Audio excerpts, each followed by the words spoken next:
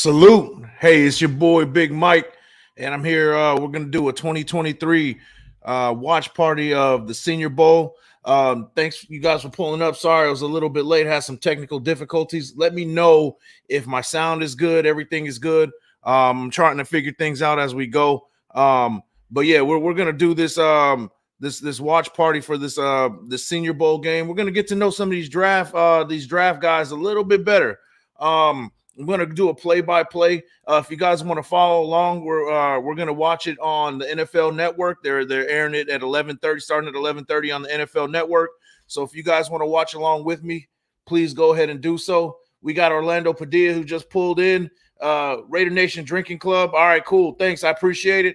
I have to represent. I got to represent. It's off season, but it's Raider season all season. So that's what we do. And that's why we're also here. We're going to look at the future of the Las Vegas Raiders. That's what we're going to be looking at. That's what we're hoping to find here. We're going to get to know a little bit about this draft class in this game, and hopefully we find a diamond in the rough. These are guys that we're going to possibly be picking in the second, third round. There's a couple of guys here that are going to be maybe first round talent. But a lot of these guys are going to be second, third round, fourth round talent, and also trying to make a name for themselves in the in the draft and trying to up that draft stock for themselves. So that's what we're going to do for this one, guys. And I hope you guys stick around for a majority of this. I know the game is going to be pretty long. This might go for about 3 hours, so I'm not expecting you guys to be around. I wouldn't be around the whole time, but if you do, that'd be dope. So that's what we're gonna do. Let me know, guys, what you guys want to talk about. We got Aaron Rodgers possibly coming to the Raiders. We got Derek Carr possibly getting traded soon. What you guys think? Tell me what you guys think about what's going on, man. What's going on? Tell me. I think that we will see a trade. I was kind of hoping that we get a trade by Sunday. I don't think they're gonna have one by Sunday, but next week is the time. I mean, the 15th is that deadline. I think we're going to get something sometime next week, I'm presuming. And I don't know. What do you guys think? Do you think Derek Carr's, he's going to go to Carolina? He's going to go to the Saints? I'm leaning towards the Saints for whatever reason. It's just a gut feeling. I don't know. Orlando Padilla. Yeah, you're right. Rodgers would be nice. I'm hoping that he would come through, but he also re-engineers that contract to where it's a little bit more team friendly, especially if he wants to win. Hopefully that's a thing for him, that he actually wants to win games and actually wants to build a team around him. So let's go Raider Nation Drinking Club. DC4 won't take a trade unless his Pistons going to try to screw us over. Yeah, you know what? And the more I see him talking to the media and stuff, he kind of worries me with that. Like, he seems a little bitter. His tone is a little bit different than what I'm used to. So I don't know. It's a different Derek Carr than what I'm used to seeing. So we'll see. We'll find out within the next couple of days. And the 15th is the deadline, like I said. So hey, we'll find out real soon. It says, do you think he would be able to play for McMuffin? Yeah, I think he can. Here's the thing about Aaron Rodgers. Aaron Rodgers does what he wants to do. I mean, you saw what Matt LaFleur, when they first got together, he was kind of calling his own plays, and Matt LaFleur didn't like that too much, and it ended up working out. They went to NFC championships, and there's not really much you can do if you're winning, right? If you're the coach and Aaron Rodgers is calling the right stuff. So I think Aaron Rodgers has a command presence in the locker room that people respect. He has a pedigree, and I think that it'll work out. I think it would work out. And if it doesn't, McDaniels is gone. And I'm still on the fence about him as well. So, but I'm going to give him a chance. I told people he's not a good dude. Yeah. A lot of people do say that Derek Carr is pretty fake. He's like kind of a fraud. I don't know. I don't know him personally, but a lot of people do say that. So, you might be right, man. You might be right. Aaron Rodgers is not coming. Ziegler just said he's not going to make any big moves for one player. Whew. Yeah, if that's the case, man, well, looks like we're going to be looking towards the draft. So even more so, we watch this. here, the Reese's Senior Bowl in Mobile, Alabama, at Hancock Whitney Stadium. Yeah, this is going to be an interesting one. Maybe we might find our quarterback here. It's going to be pretty interesting. If that is the case, then hey, here we go. We're this is going to be our first look at this draft class and these quarterbacks. This is Anthony Estrada. Salute to you. Appreciate you pulling in, bro. Yeah, I think Carr's going to the Saints, East Coast, but indoors. Yeah, that's his best fit. He doesn't need to be playing in a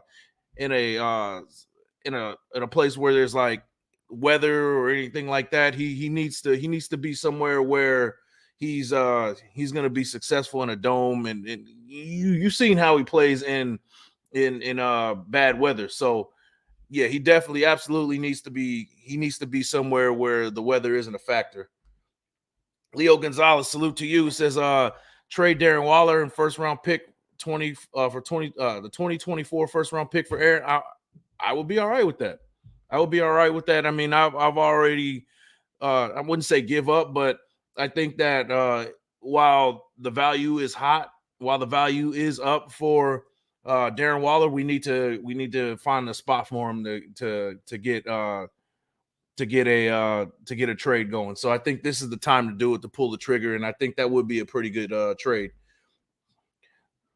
Love Aaron Rodgers, but he'll be a lot of bread, bro. So, and then that's what I said. If he's gonna come through, he's got to definitely take a haircut. He's got to definitely re-engineer that contract somehow. I'm not the financial expert. I don't know how that'll work, but it definitely needs to happen if he wants to come through. Say sign steady and draft a quarterback cheaper. I'll be all right with that. Like I said, a lot of these teams who are in that winning window, they're winning with quarterbacks on a rookie contract or a cheaper contract, for the exception of Patrick Mahomes, of course. But I think he's the exception. I think what ended up happening was Patrick Mahomes got his money and he set a market. So the players that are kind of like a step or a couple of steps below that, they're asking for just below that, which is way too much money.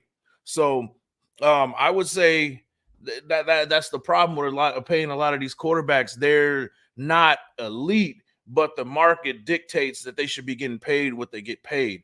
So that's kind of where I stand with that. Like, it's not the money isn't justified for me and for a lot of fans and a lot of people, but the market says that that's what they should get paid, and that's the problem. So if you can get a cheap rookie or a cheap quarterback that knows the system, and then you can build guys around that is a good recipe.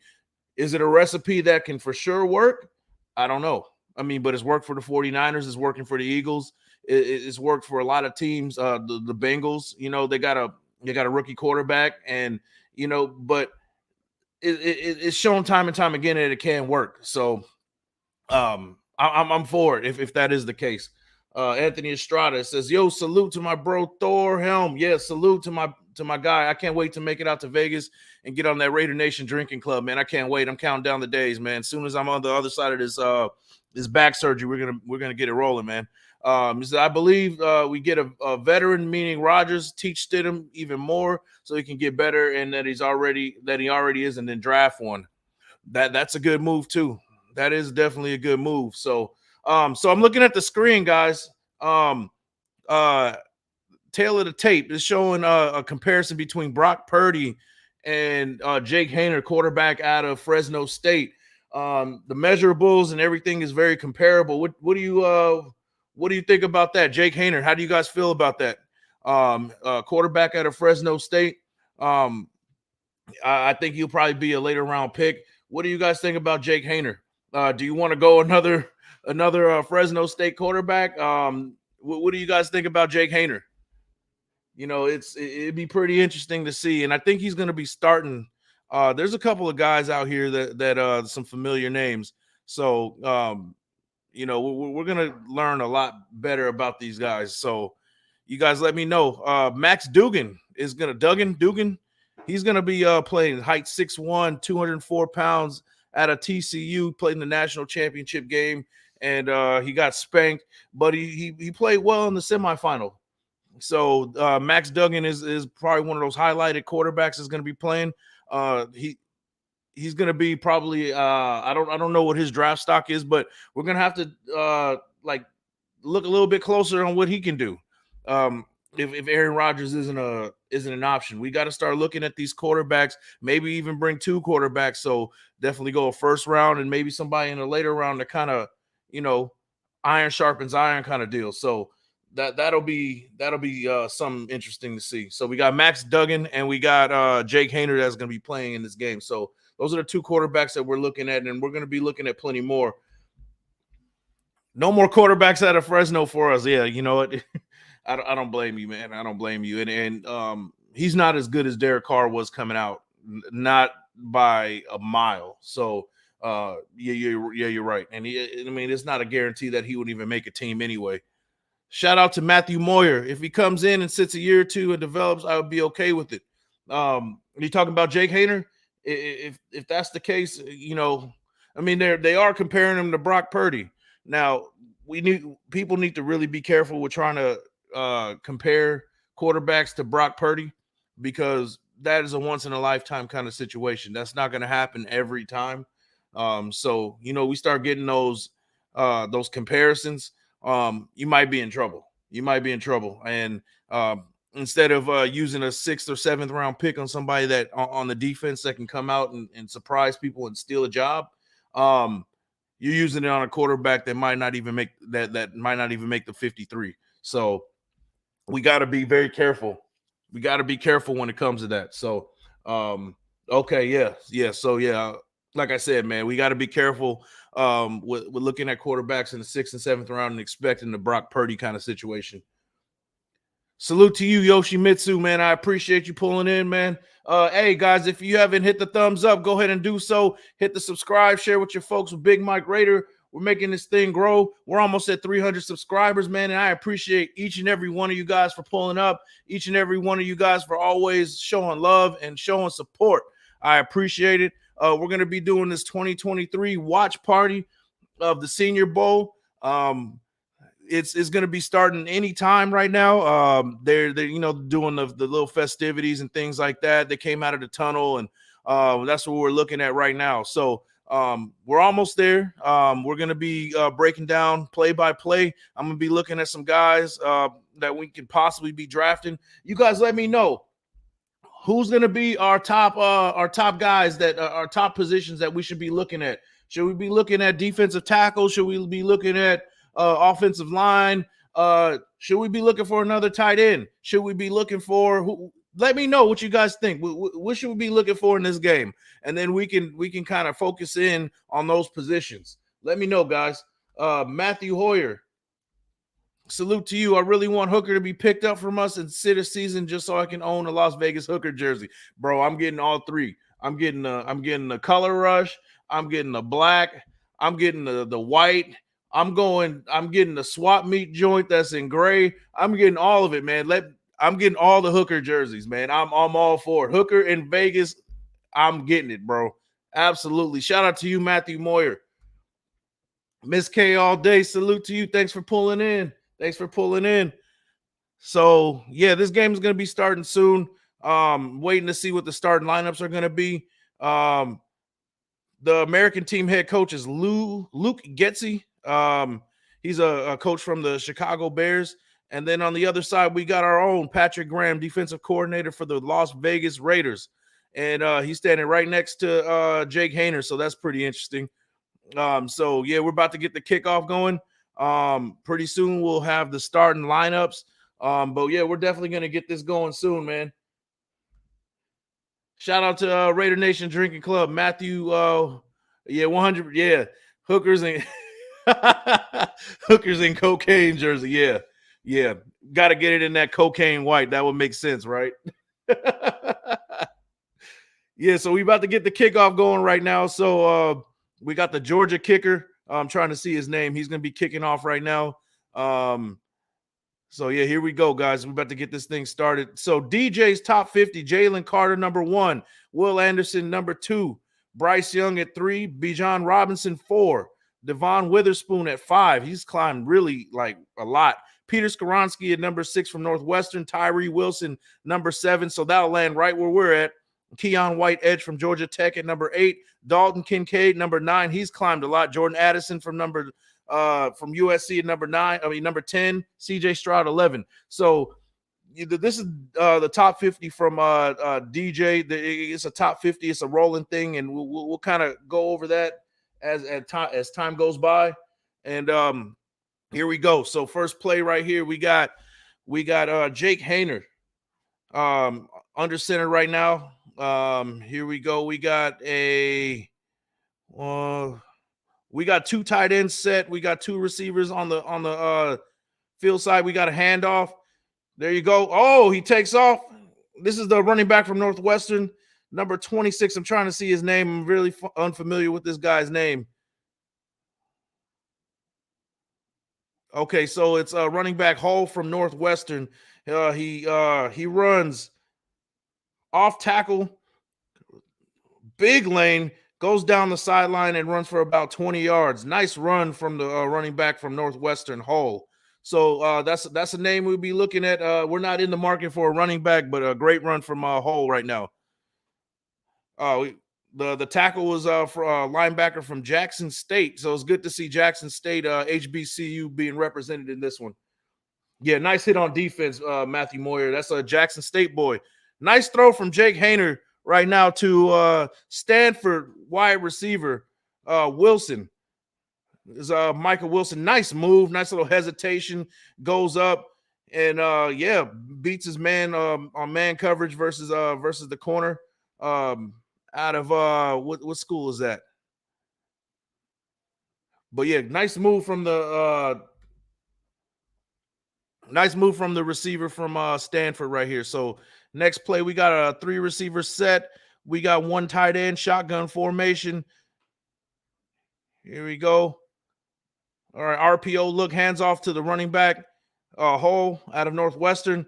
Drags defenders over 10 yards, so he's got like a 13, 14-yard gain. Nice run. So the impact players on the national offense is going to be Cody Mouch and Michael Wilson. And then the other side, you got Zach Pickens, defensive line, and Darius Rush, the DB number 28. So that's going to be the guys we're going to be looking at, the impact players. So those are the key guys that we're looking at. And Cody Mouch is he's out of I think it's North Dakota State, and he is a guard. That's somebody we should be looking at. Oh, nice little double team from Mouch, combo block. He's definitely a monster, man. That's a guy that we want to be looking at. Mouch from North Dakota State. He's a guard. He's the left guard, number 70. If you guys are watching, that's keep an eye on him.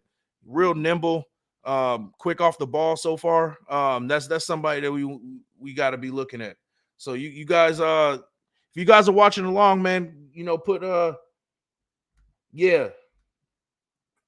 Matthew Moyer, I agree. Haener's probably about 6 feet tall. He's like he kind of reminds me of a Drew Brees. All right, roll out from Haener, throws it to the tight end.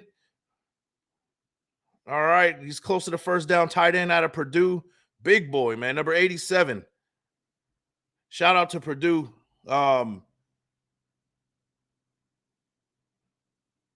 Nice pass. Nice pass. Nice throw on the run right here. I mean, so that's what you're going to get from Jake Haener. He can throw well on the run. I know that he stands well in the pocket. He can handle pressure. I've seen a couple of his games from Fresno State. I still pass on him. So so that's what we're looking at. So now we got the national team. They're on the 6-yard line going in. They got tight end set, two tight end sets. Okay, up the middle of the hole right there. Minimal gain. He got like 2 or 3 yards. This running back hole is pretty good, man. He after first contact, he's dragging dudes. So that's somebody that might be getting his draft stock up after this game, man. He's a good, powerful runner so far. That's what we're looking at. You guys let me know who you guys watching for this one. I'm looking at number 70, the left guard. The left guard out of North Dakota State.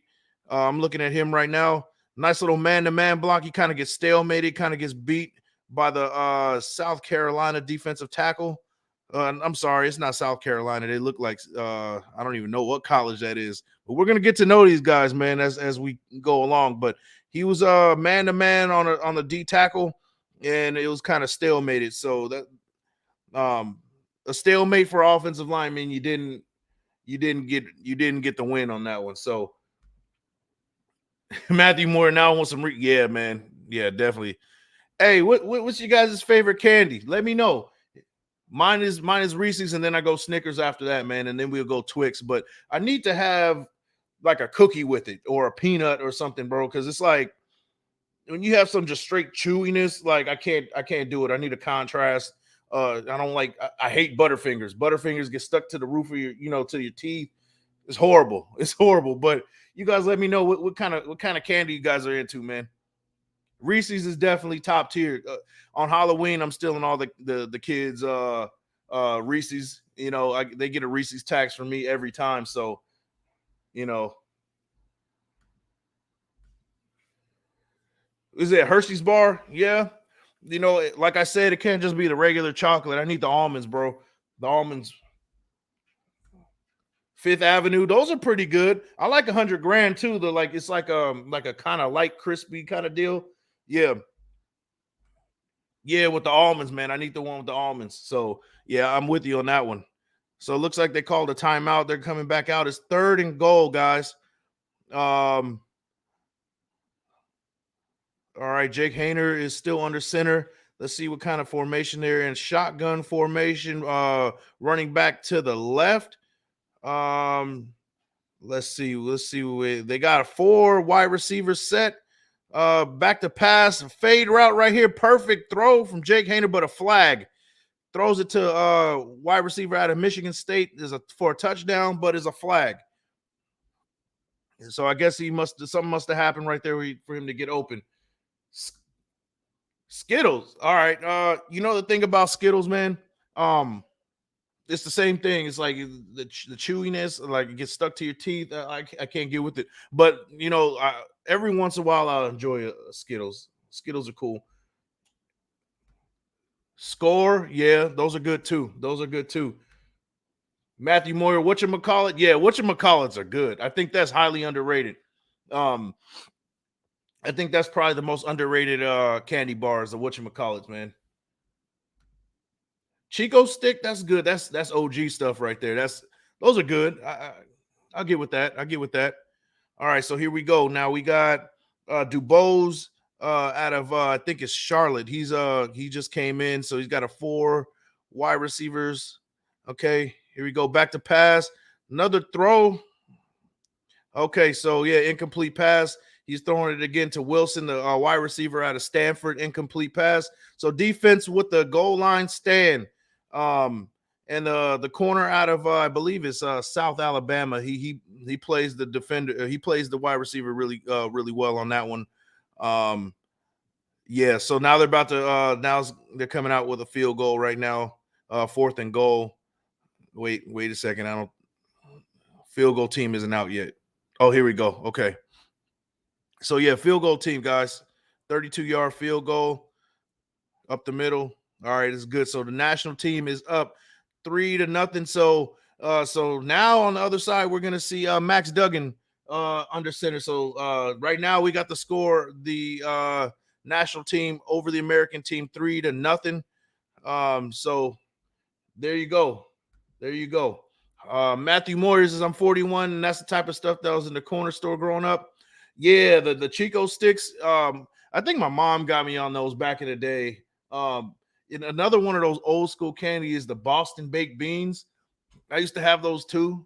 They're like super cheap, but they're not bad. Like I actually like those. It's like it's kind of weird to describe it, but it's like kind of sweet. It's interesting, but it's a super old school candy. It's probably one of the OG like original candies from back in the day. So yeah, I definitely enjoy some candy, man. I can't eat it as much as I used to, man. You get older and you can't mess with that kind of stuff anymore, man. So what do you think about that first drive, guys? We got Jake Hayner going down the field. going down all the way to about the 6-yard line with the goal line, a goal line stop, and with the defense, and they kick a field goal. So I'm looking, like I said, I'm looking at that left guard for the Raiders. Somebody to look for. I forget his name already. Left guard out of North Dakota State. That's the guy I'm looking at. He had a pretty good showing. I would like to see a little bit more from Payday. Payday, yeah, those are good. I do like paydays. It's Paydays on a borderline of like, I'm not gonna, like, I don't know, I'm gonna pass on this. And like, yeah, I mess with this. Just I would like a little bit more peanut with the Payday, because it kind of gets a little too chewy for me. But yeah, I agree with you. Payday is really good. Shout out to you, Miss K, all day. So yeah, guys. Defensive tackle. Do you guys think that that's our first need in the draft, or do you go with best player? What do you guys think? Let me know. D Minutes 4200 salute. Hey, thanks for always supporting, man. Thanks for always showing up. We're doing this this long watch party, man, and hopefully you guys stick around for a little bit, chat it up with me, and enjoy the game along with me as well. So Matthew Moyer, I was most impressed with the clean tackle on defense on first play, clean and good form. Yeah, that was Jackson State linebacker. With the clean tackle down the field. That's what you want to see. You also don't want to see them go 20 yards down the field, but that was definitely a good play from the defender. All right, so we got the first play for the American team. Okay, so it was a play action rollout pass to the tight end from Alabama. So Max Duggan throws a first play that throws to a pass. Also, the American team, we got Clayton Tune. So that's a guy that we're going to be also looking at. I've been hearing a lot about him out of University of Houston. Actually, it's Tune he's in right now. So this is a guy that we've been looking at as well. So Clayton Tune, the quarterback right now, 3 wide receiver set motions, the running back to the right side. And here we go. We're on the 36-yard line. Drops back to pass, dumps it down to the running back. All right, and he gets tackled for about 7 yards. So to a running back. So here's the guys we're going to be looking at on the American offense. So tight end, this is a guy we might be looking at, Luke Musgrave out of Oregon State. He's pretty solid. So Osiris Torrance, I've heard this name too, number 56. That's who we're looking at as well. So he's also a right guard. So is he a right guard or right tackle?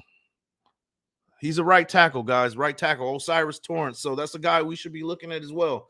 So there's a couple of guys on the American team that we need to be keeping our eye on. Clayton Tune, quarterback. And also we're going to be looking at Osiris Thomas from the offensive tackle. So number 56. And that's who we're going to be looking at. That's the guys that we're going to be looking at, guys. So Serene Raiders, shout out to you. Best player, but not running back, wide receiver, or tight end. Yeah, I agree 100%. Best player available besides those 3 positions. I agree with you, because we need a lot of help on a lot of other positions. So whoever's best available at that time, I 100% agree. So we got us a flag here. Let's see what we got here. So what do we got?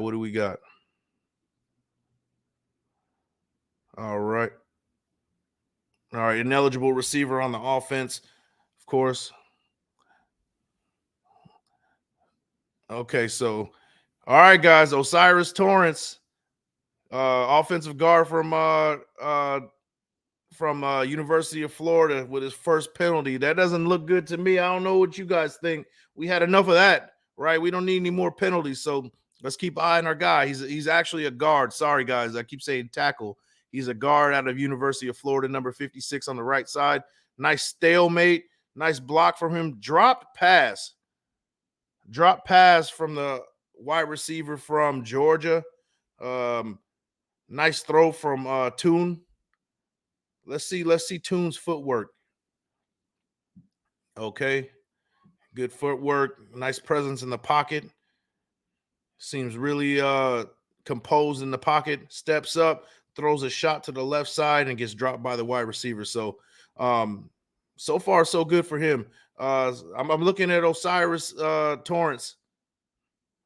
Okay, first pass complete. Not first pass, but first catch for Luke Musgrave, Bill Musgrave's son. So this is a familiar name with the Raiders.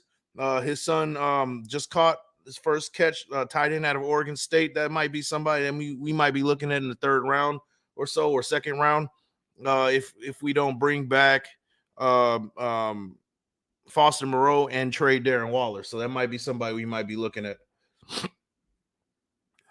All right, third down pass.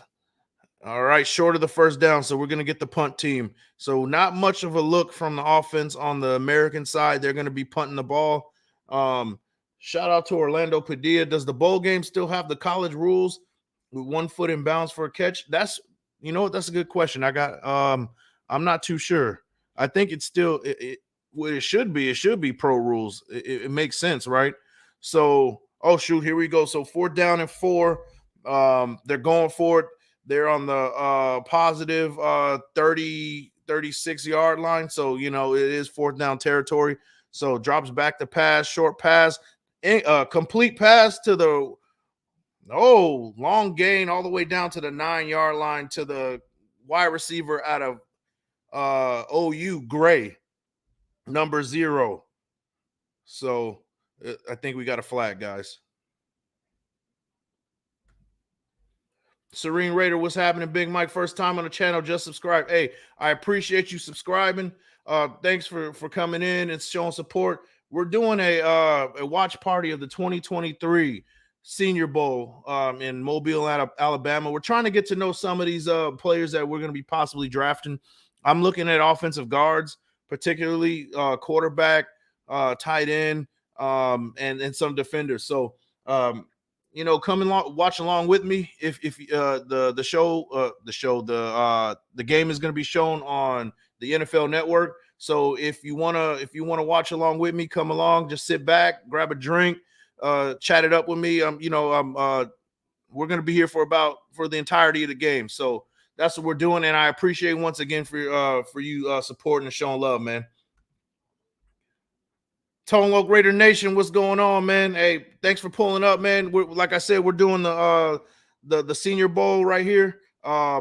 And yeah, we're gonna be here for the entirety of the game. I'm gonna do a little play-by-play as best I can. We're gonna talk about needs, and then we're gonna talk about everything, man. You guys let me know what you guys want to talk about, man. You got questions? You got questions for me? I'll answer, man. Let me know what you guys want to know about me, what you guys want to know about the draft, what you guys want to know about the Raiders, anything. I'm here. We're going to be here for a minute.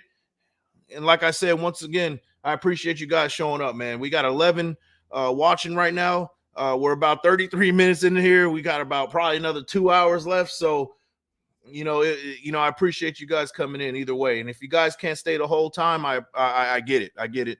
You know, it's a long time to be sitting and sitting in the chat with me and kind of hearing my crap. So, but if you do, that's great, man. I appreciate it either way.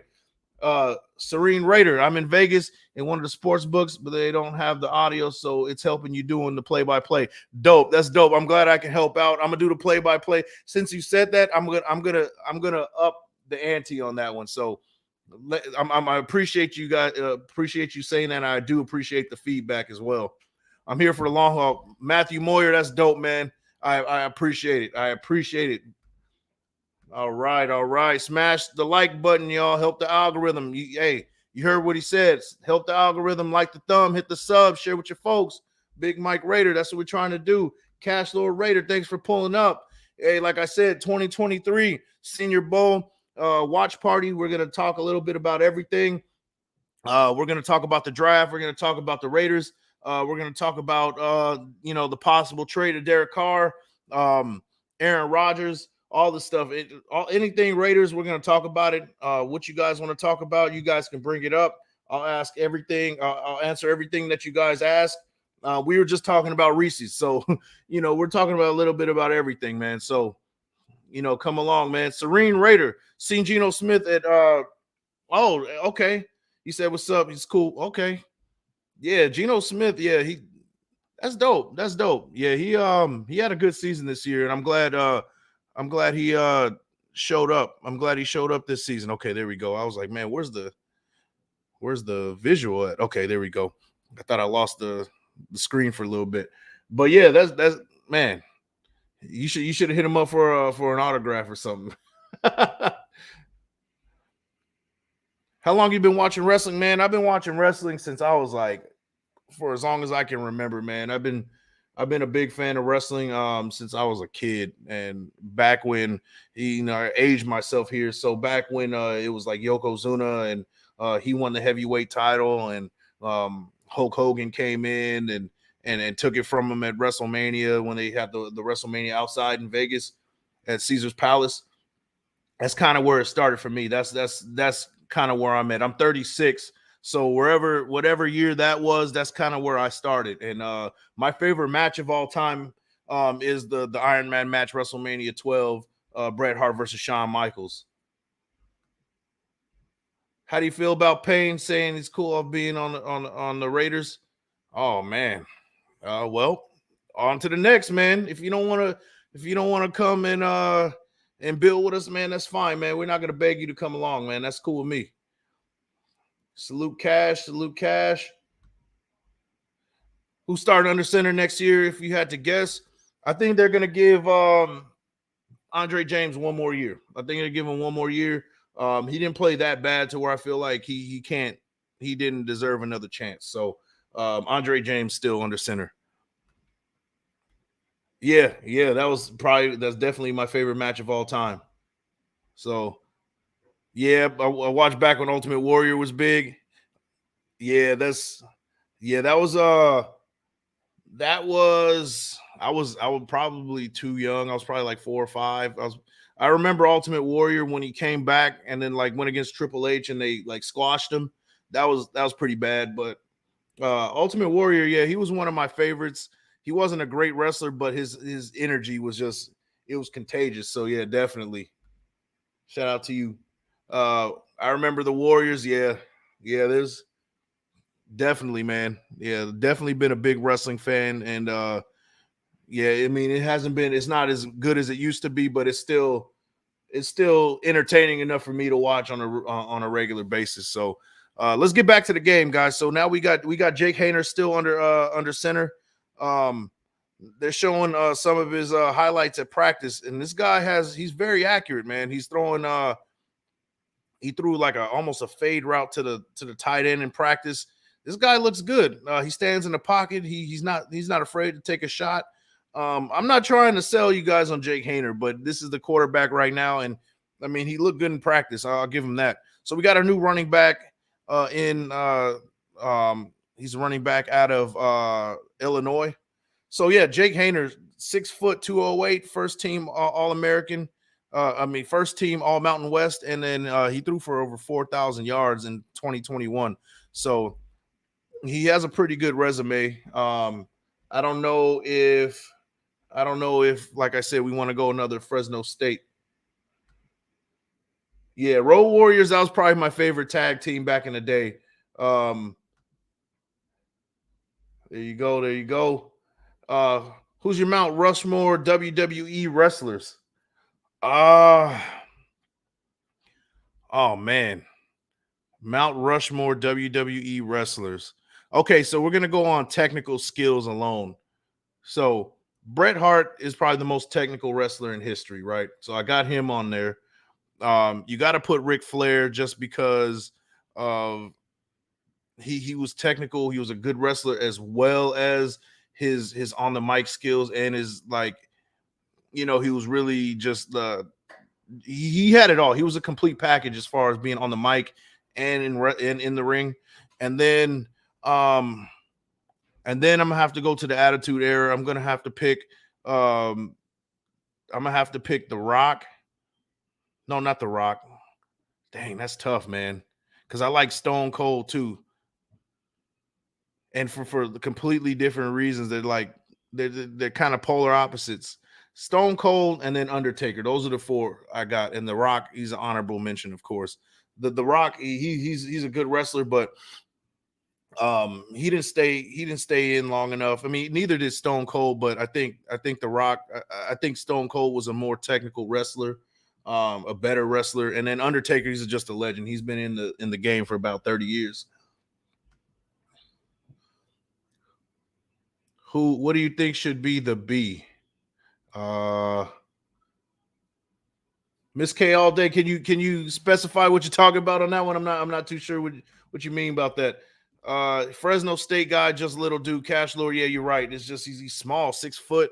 And then not even just the height, it's the weight too. He's like a little over 200 pounds. So um mine would be Ted DiBiase, Hogan, Undertaker, Ultimate Warrior, maybe Jake the Snake. Yeah, that's not a bad one, man. Ted DiBiase, I like the $1 Million Man. I didn't see too much of him. Hogan, he's a little bit too cartoony for me. I mean, I do respect what he did for the wrestling business in general. I do respect that. Undertaker, we can agree with that. Ultimate Warrior, um, he just his energy alone, he wasn't the greatest wrestler ever, but I do appreciate I do appreciate his energy. And he kind of reminds me of like kind of what they do with Braun Strowman. Braun Strowman's a big guy. Now I know that's a big difference, but Braun Strowman doesn't have like the most uh skills in the ring, but he brings the energy to where it's contagious. So I compare those two like that because they're pretty similar. And then Jake the Snake, man, like the DDT, and he brought the snake to the ring and all that stuff. He was just terrifying. And I remember when he brought the snake to the ring and it bit Randy Savage, and that snake wasn't supposed to bite him. Like it wasn't supposed to bite him like that. Sunk his teeth into his skin. It was pretty crazy. Pretty crazy. But yeah, I like that. Shout out to you, bro. Salute Dirty Low. Hey, appreciate it. Like I said, we're doing a 2023 watch party. I kind of walked away from that. We started talking wrestling. Um, did I like the NWO? Yeah, yeah, I like the NWO. I was more of a WWE fan, but um, to be honest with you, WCW brought me over because of the NWO. And they had some of the guys that I watched in the WWF go over to WCW. So that's what kind of drawn me into the NWO. So yeah, definitely like the NWO. They were probably one of the most dominant factions of all of wrestling, in wrestling history. There you go. There you go. Hated the NWO. I hated him as a kid, but now as an adult, yeah, I can respect it. As a kid, I hated him. Absolutely hated him. All right, all right. So let's get back to this game, guys. Let's get back to the game. All right. So here we go. Here we go. We got three wide receivers set. We got one tight end. Back to pass. Jake Hayner stands in the pocket. Incomplete pass intended to the tight end out of Clemson. So yeah, that's one of the few mistakes that Jake Hayner has made. So now they're gonna punt. It's 4th and 9. The score is still 3-0. In the first quarter, a minute 14 left. So let's look at this play. So now I'm looking at number 70, the left guard out of North Dakota State. That's the guy that we want to be looking at because we need some guards. So keep an eye on that if you guys are watching number 70. And then we're also looking at Osiris Torrance on the American team. He's the right guard out of Florida, number 56. So these are the two guys that I've been paying attention to. Hopefully they give him some more reps. But those are the guys that I'm looking at for this game. I'm looking a little bit at Jake Hayner, even though he is small. We saw Toon, the quarterback out of Houston. He was doing his thing. He was kind of he had a short outing. Actually, yeah, he kind of had a short outing. So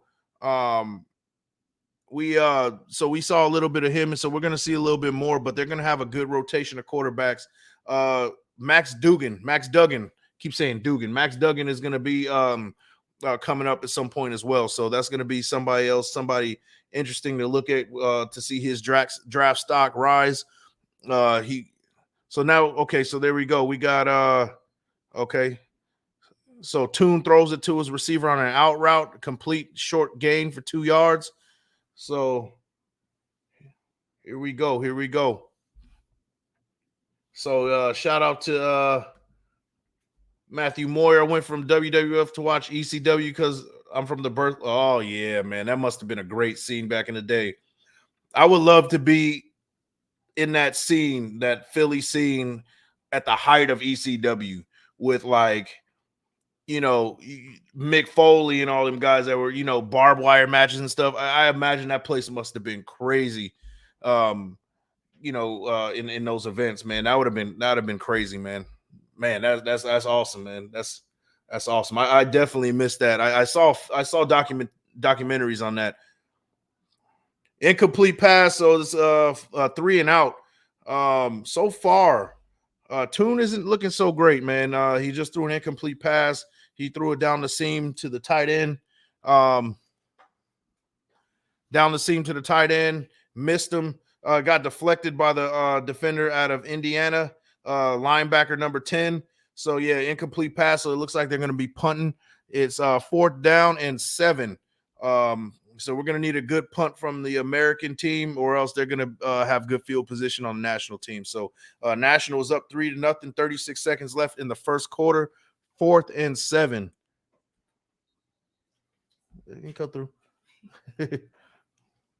Shout out to my wife. Yeah. There you go. There you go. I was there for Sabu, Sandman, Dudley Boy. Oh man, that must have been a crazy scene, man. If I could be a fly on the wall in there, man. If I can go back in time now, I would do it, man. That's dope. That's dope. Remember when Rey Mysterio Jr., Psychos, and others in ECW before going to WCW? Yeah, man. Yeah, like I said, I didn't get to see ECW like when I was a kid, but I did go back and saw some documentaries, and it's ECW was wild, man. When Paul Heyman was in control of that, man, it was dope. Definitely. So you got a punt. Oh, shanked it. So shanked the punt, short punt. So they're going to be on the national team is going to. Oh, so we got a flag first. Let's see what the flag is first. Let's see. I watched Sabu get power bombed through 3 tables and break his neck on the cement floor. Oh my god, I believe it.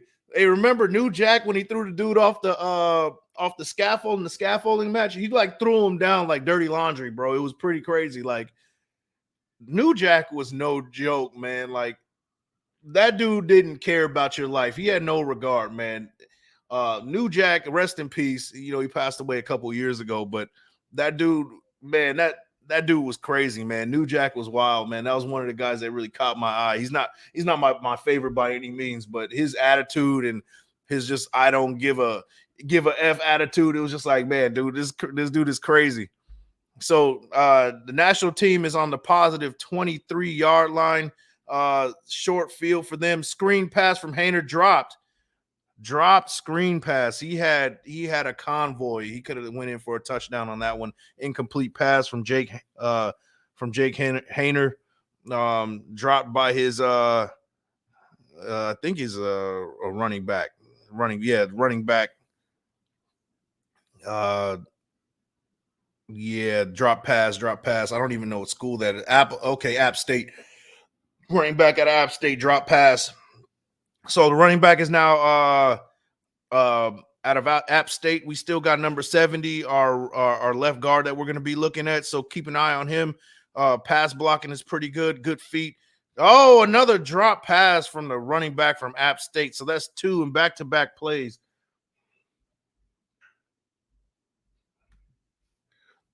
You were allowed to bring bats and light bulbs and hand them to wrestlers to you. That's crazy.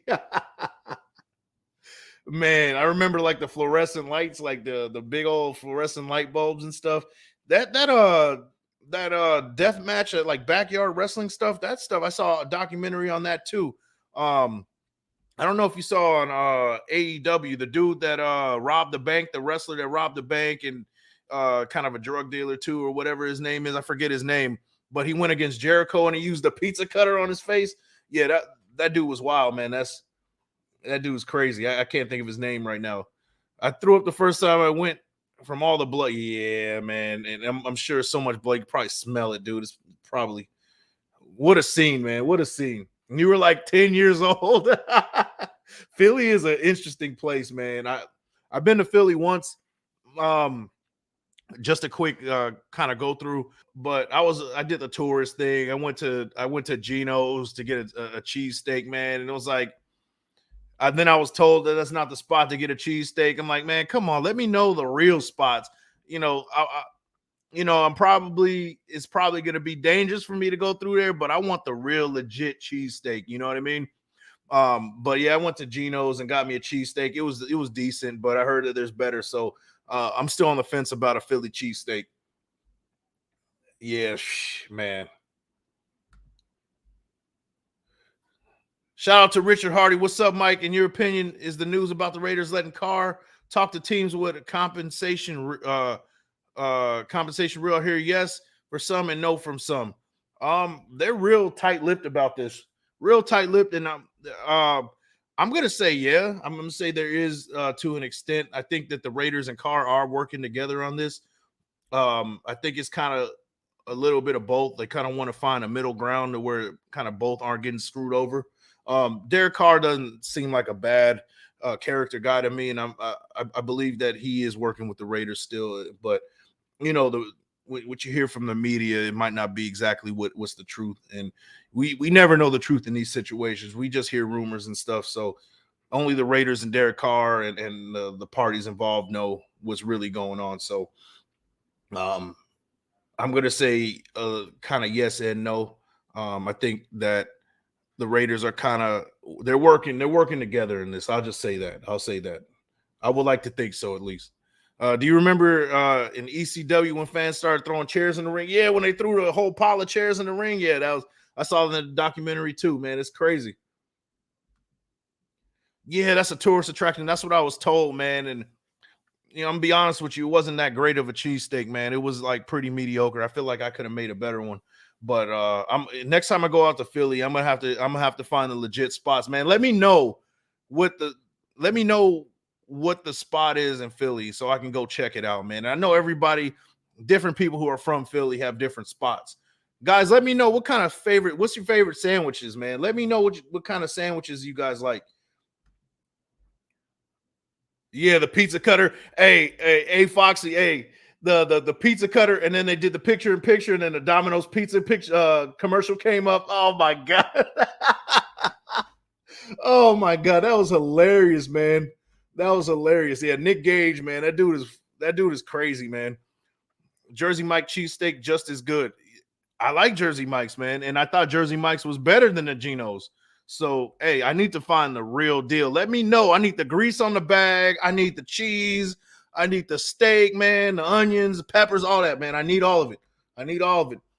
Uh, I don't know how to say. D'Alessandro's is best steak in Philly, in my opinion. Okay, noted. D'Alessandro's. I'm gonna have to check that out. And next time I'm coming out to Philly. I don't know when I'll be in Philly again, but next time I go out to Philly, I'm definitely gonna check that out. I was in Philly about 10 years ago. Geno's wasn't that good. I agree, man. Like it wasn't. I was like, man, this is it. Like I got the peppers, I got everything, I got it all hooked up, and I was like, bro, that's it. Like it wasn't that good to me, man. It wasn't that good to me. Oh yeah, anytime. Hey, thanks for coming in and thanks for showing love, man. Um, Cash Lord, he says Charlie's cheesesteak. I never tried Charlie's. Um, that spot in the mall, the great steak and potato or whatever. I don't know if they have where you guys are at, but they have that in the mall, man. That spot is pretty good too, and their fries are dope too. I thought they had a better cheesesteak at the court, the food court at the mall. That's just my opinion. So yeah, D'Alessandro's in Philly. I'm gonna have to check that out. I appreciate that, Matthew Moyer, man. I appreciate it, man. I'm definitely gonna have to check that out, man. What's you guys' favorite sandwich, guys? I like a club, man. I'm pretty simple. I like a club on sourdough. Cut it into little pieces. There's a spot where I'm from in Pasadena called Connell's that makes the best club sandwich. the bacon, they got the turkey, the ham, all that, and then they cut it in fours, and then it's stacked. The thing is like thick, and then they give you the fries, and the fries are perfect, man. They're crispy. They got the good seasoning on it, bro. Man, it's the best, man. That's my deal right there. I definitely like a club sandwich. That's my favorite sandwich. What do you guys think? Remember the first ECW one night stand when Stone Cold was in the ring with ECW and beat up Eric Bischoff? Yeah, I remember that. Yeah, man. Yeah, that was pretty cool when they brought ECW to the WWF, man. That was cool, man. Um, I, I I like when they said if Cena wins, we riot. When they had the thing in there when Cena was, I think he had the title on the line or whatever, and they just completely just turned on John Cena. That was probably one of my favorites, man. Did you get sent back to the line because you didn't order right or fast enough?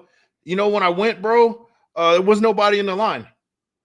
So, but I did feel pressure to like hurry up, and I was trying to make a decision. So that might also be the reason why it wasn't that good, because I was like, all right, I need to hurry up and make a decision. I'm from Cali, so people like from the East Coast, they're a little bit different, right? They're a little bit abrasive, but you get used to it, right? When there's no harm about it, right? But they're looking at me like, hurry up and make your damn decision. So I kind of made a quick decision, and I just ordered what kind of came off the top of my head.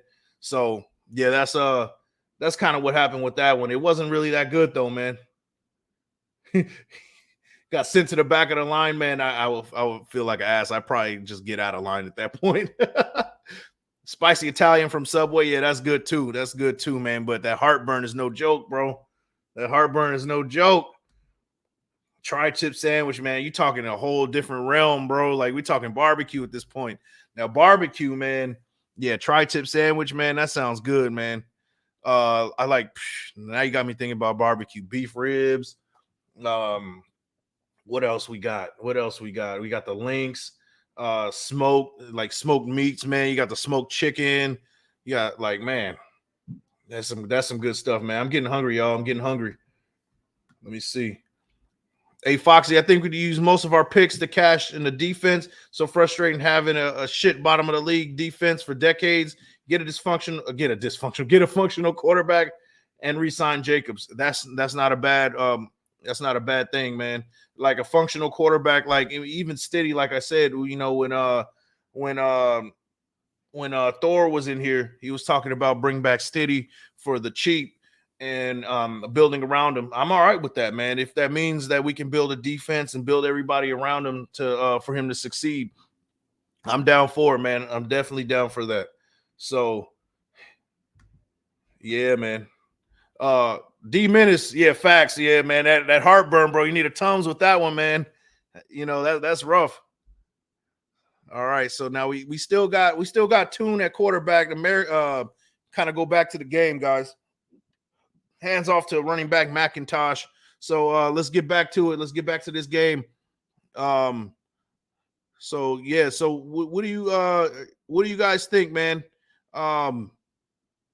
What do you think a trade for Derek Carr is going to look like? What do you guys think a trade for Derek Carr is going to look like? Let me know, guys. Let me know. I'm thinking that hopefully we get a second, a late first if we're dealing with the Saints, or a first. I'm down with it, man. I'm down with it. You guys let me know what you guys think a trade will look like. All right, guys. So 2nd and 5. Nationals up 6-0. Second quarter, 10-14 left in the second. Nationals out rushing the American team 57-38. So we got us a 2 tight end set, 2 receivers, single back formation, play action. Tune throws it against the field to Musgrave for the first down. That is a play that not too many guys can do. That was he rolled out with the on the to the left and throws it across his body to the middle of the field to Musgrave. That was definitely most impressive play I've seen from Tune so far. So that's definitely that was definitely a good play. If you guys haven't seen it, go check it out. It was a good play. He rolled out to the left, threw it across his body to the middle of the field to Musgrave, tight end out of Oregon State. I'm nervous, Mike, if we don't get Rodgers and Devontae Adams is gone, but if we go with just a rookie, we don't do well. We lose a staff and rebuild again. Yeah, that's the worst case scenario. It's kind of scary, man. We're kind of on that risky thin ice kind of ground right now. We definitely need to make a move. We definitely need to make a splash move that will make Devontae Adams happy, because it would be devastating to lose him, and it would be our fault this time. We lose a star receiver. That would definitely be our fault. Shout out to Crypto Tales. What's up, bro? Hey, if you guys haven't checked it out, yesterday me and Crypto Tales did a show together, the Big Variety Hour. We talked about things outside of sports. We talked about the NFL a little bit at the end, but if you guys are into crypto economics, we talked a little bit about AI, Chat GPT. We talked a little bit about everything, man. If you guys are into that, go check out the show we did last night. It's about 50 minutes. Me and my brother were chatting it up and bringing some educating the folks, man. So if you guys are into that, go ahead and check it out. And if you guys haven't checked out Crypto Tales on YouTube, go check him out. Crypto Tales. We're trying to get his numbers up. He's got over 1,000 subscribers, but we're trying to get those hours up, man. So if you're gonna watch it, go watch it on his channel, man. I'd rather you guys go watch it on his channel and get his hours up, because we're trying to get my man monetized. Please show some support, show some love if you can, man. Richard Hardy, I think we get a first from someone, maybe. Yeah, I think so too. I think we'll somehow get a first round for Derek Carr, and for him showing out at the Pro Bowl the way he is, even though he's in shorts and a t-shirt, like it says a lot about his skills. So it only helps his marketability and his market value for draft picks. So that also helps us as well. So hopefully we do get that first round pick. Hey, Crypto, let me know, what's your favorite sandwich, bro? That's what we were talking about. We were talking about when we went out to Philly, and we went over to Geno's, and we weren't too impressed, right? We weren't too impressed about the sandwich we got. Let me know. Let them know about your experience in Philly, and let me know what your favorite sandwich is, bro, if you're still in. So yeah, field goal from the American team is good. So Americans on the board. Nationals up 6-3. We saw a couple of good plays from Tune. He rolls out to the left and throws it across his body to the tight end, Musgrave, for a first down. That was probably the highlight of that drive. A good throw by Tune. I like what I saw for him on that drive so far. I would probably give him like a B minus so far from what I've seen from him so far. So you guys let me know, man. Who you guys watching? If you guys are watching this, I think we get a first from someone. Yeah, okay. So I did read that one. Yeah, let me know, guys. Let me know what you guys think, man. What you guys think. So yeah, we're definitely in the second quarter of this game. We're going to get the national team. I think we might get a little bit more. Jake Hayner, I would like to see a little bit more. But like I said, the left guard out of North Dakota State, that's who we're looking at. I believe it's North Dakota State. That's who we're looking at, number 70. We're looking at him. So far, he's been pretty good. He's been well at pass protection. His run blocking has been pretty good. We're going to get a closer look at him. I'm going to just watch him on this next drive, if you guys don't mind. Let's see. Tone Loc Raider Nation. Now we need to follow the blueprint to success and build through the draft. Packers want too much. We can't afford to give the farm away just to make one player happy, at least in my opinion. Okay. I mean, that is a good way to look at it. And, I see it from both ways. If we keep our draft and build through the draft and then bring like a cheaper option at quarterback, I'm okay with it, as long as we have a successful draft, a successful free agency period, and we hit on a lot of spots that a lot of weaknesses. That's what we need to do. That's the only way that I would be happy with that. If we do trade, do make a trade. I don't want to trade this year's first. I would be okay with trading next year's first if that means we can bring in Aaron Rodgers, because that first round pick will probably be a later first, and I'm all right with kind of getting rid of a later first. Now, if we get Aaron Rodgers and we stink it up, then that's a really bad trade. So it's a risk, man. I see where you're coming from on that one. I definitely see where you're coming from. At the end of the day, they get paid millions to live their dream. Yeah, man. I wish I could still play, man, but man, definitely ain't happening these days. Said the Philly sandwich places were hype. Maybe there were better places out there, but not the ones we went to. Yeah, we went to a tourist spot, bro. Yeah, we definitely got a Matthew Moyer. He said that there's a spot in Philly. I got to go back to where he said it was. I forget the name already. I need to write this down, bro. But he said the spot we went to was definitely a tourist spot, bro. So yeah, we definitely got cheated on that one. The best sandwich I had was a chopped cheese I had in New York. I haven't had a chopped cheese yet, man. If you go back out to New York, you need to bring me a chopped cheese, bro. All right, here we go. Let's get back to this game. Let's see. Matthew Moyer, he says draft should be defense heavy and late round quarterback to develop and boost the offensive line and free agency. If not draft, we need a veteran quarterback to develop the quarterback from the draft. Yeah, I'm all right with that too. I'm definitely all right with that too, man. Like I said, we need to hit on all those weaknesses and in the draft and in the free agency if we're gonna go that route. I'm okay with it as long as it works. Okay, D'Alessandro's. Bro, write that down for me. Keep it in your mind. That's the spot we're gonna check out if we ever find our way in Philly again. D'Alessandro's. Definitely. All right, so let's get back to this game. So a long gain from number 0. Oh, so now we got Malik Cunningham. So this is a new guy. This is a guy that we also need to be looking at. Quarterback out of Louisville. This is definitely a guy that we need to be looking at. Tell me what you guys think about Malik Cunningham if you guys know anything about him. He's out. He's in the game right now. So we got a new quarterback under center, Malik Cunningham out of Louisville. Let's see. Patrick, my 5 downs. Bro, no Aaron Rodgers. He's too expensive. Yeah, like I said, if we're gonna bring him in, man, he really needs to re-engineer that contract to where it's not so much of a blow for us, man. Because we need other spots that we need to build on, and yeah, we definitely we can't take that kind of hit. Whatever his contract's looking at. I've heard like so many different numbers coming from Aaron Rodgers and his what his contract's looking like. I've heard like is up to like 50 million. I heard it's not quite that. It's like there's some clauses to his contract that's a little bit confusing to me. So, I'm not gonna make too many speculations on what he's gonna require to get as far as cap this year.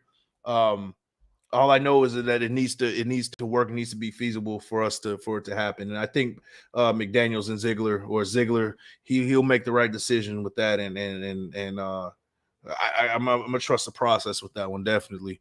If Josh McDaniels and Ziegler jobs are safe for 3 or 4 years, then go with rookie quarterbacks and develop. But if Mark is giving him 1 year, then they want to win now. Yeah, and that's the thing, man.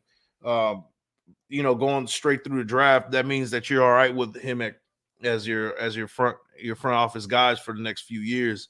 But if he is like, hey, we got to win now, we're trying to make this run to the Super Bowl now, being that the Super Bowl's in Vegas, it is going to be a big it's going to be a lot of pressure for the Raiders to bring in a star guy for that 1 year, maybe even if it is for like 1 or 2 years. And I think Aaron Rodgers still has a lot in the tank. I still think he could play for 2 or 3 more years. He didn't regress at all to me. He just didn't have the receivers that he's used to, and I think that he could still play well. Got 4 out of 4 stars out of 10 K reviews. It must be fire. Yep. 4. Yep, I like that. So yeah, we're definitely checking that spot at D'Alessandro's in Philly. That's gonna be the new spot for us. No more Genos with that mid-level Philly steak that we got. That get a better one. Get a better one from Jersey Mike's. To be honest with you, Crypto as a Philly native is top notch. Okay, cool. So there you go. We got the signed seal of approval from a Philly native. So yeah, that's definitely the spot, man. We're definitely going to be checking that one out for sure. All right, all right. So let's see what this game is about right now. All right.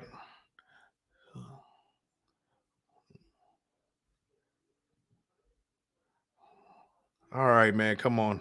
The interview and the executive director for the Senior Bowl, and like, really, who cares, man?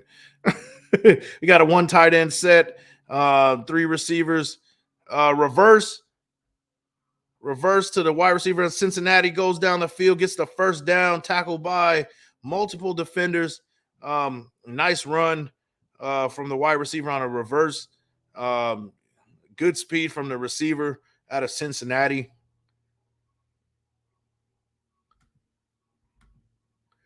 No Genos or patch cheesesteaks. Yeah, see, we were right there. It was like right across the street from each other too, and we were like, all right, we got to choose one. So we ended up choosing, I believe, Genos, and it wasn't really all that great. So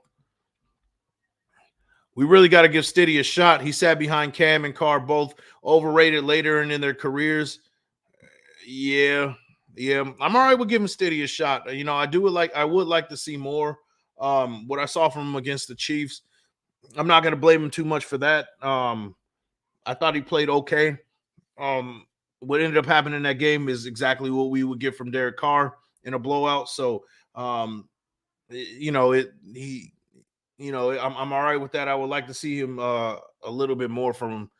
But the fact that he does know the McDaniel system, it'd be his 5th year into the system. I would give it another chance. I would definitely give it another chance.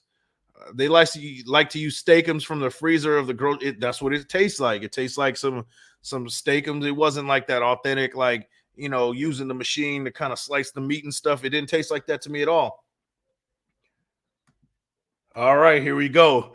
MMB Jersey boy, thanks for pulling up. Philly cheesesteaks is overrated. Woo-hoo. Okay. And you know what? After I ate it at Geno's, I thought it was overrated too. So I wanted to give it a better chance just because I was told that was a tourist spot. And after I was told it was a tourist spot, I was like, okay, I need to give it a chance again. So Philly cheesesteaks is overrated in general. Okay, cool. All right, let's see. Miss K all day. If you could choose a song to hype the Raiders coming out of the tunnel, what would it be? I'm going Autumn Wind all day. I listen to that in the morning, man. I'll make that as my alarm to wake me up in the morning. The Autumn Wind. You know, you got the Autumn Wind is a Raider. Like that is just that's hype. And then just the song, man. The Autumn Wind. The Autumn Wind. I'm definitely going that. That's definitely the move right there. Wet cheese sauce. Okay. All right. So now that you put it that way, it doesn't sound too appetizing. All right. Shout out to you, MMB Jersey boy. Yeah, wet cheese sauce. I don't know, man. The way you said that, yeah, I don't know. On the West Coast, we just like to take any steak we can. Oh man, yeah. You know, I can't have steak any old way, man. Definitely it's gotta be.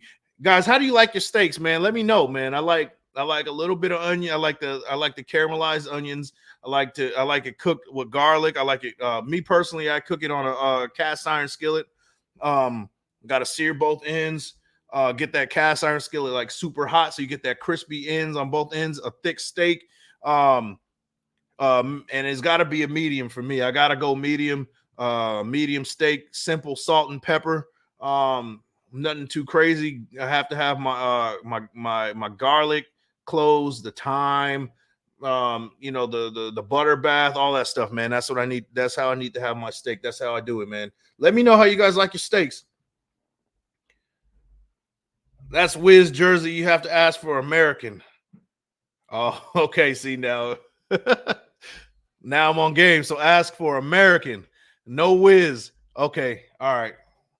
Next time I go to Philly, man. I'm gonna have to hit you up, Matthew, man. I'm gonna have to hit you up. Let's see. Yeah, Crypto has a say Wiz or real cheese on a Philly. That's kind of where I'm at. First touchdown pass, guys. Touchdown to Durham. The tight end out of Purdue. Oh, wait a second. It's not a touchdown. They put him on the 1 yard line. Nice pass. Nice pass. Nice catch from the tight end out of Purdue. Durham right there.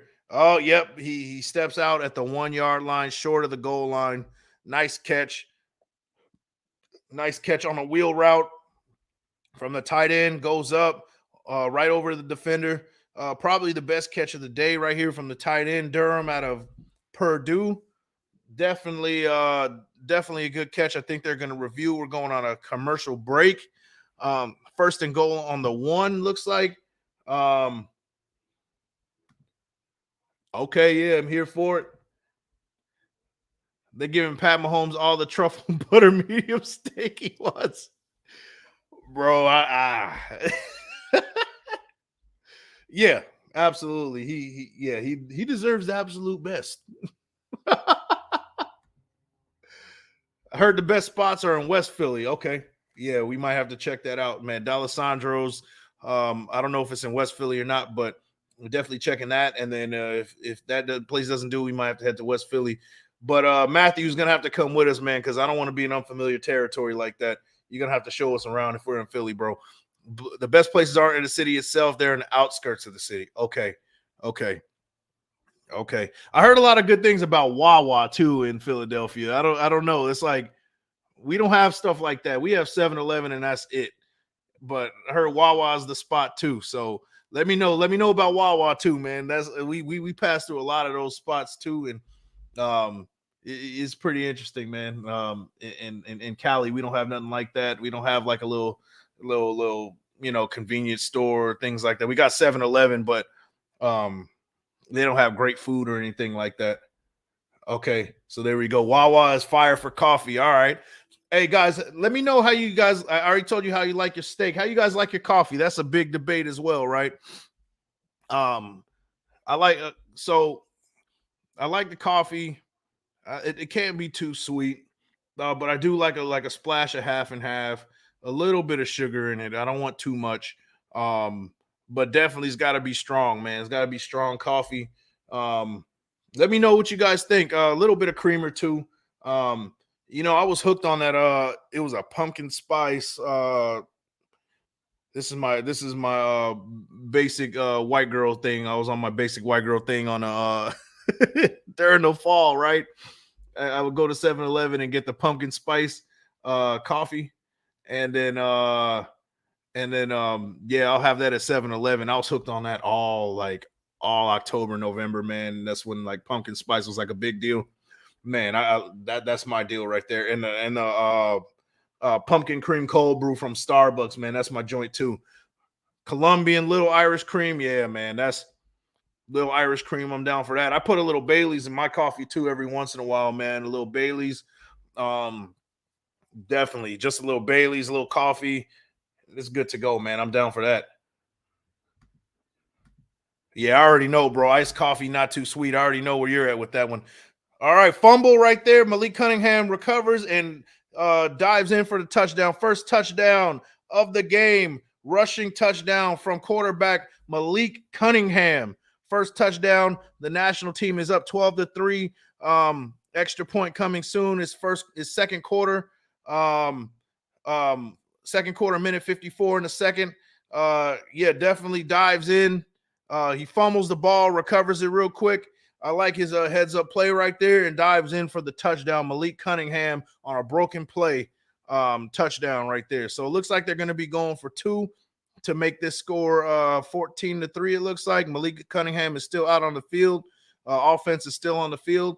So yeah, we definitely we got our first touchdown of the game. Malik Cunningham rushing touchdown up the middle.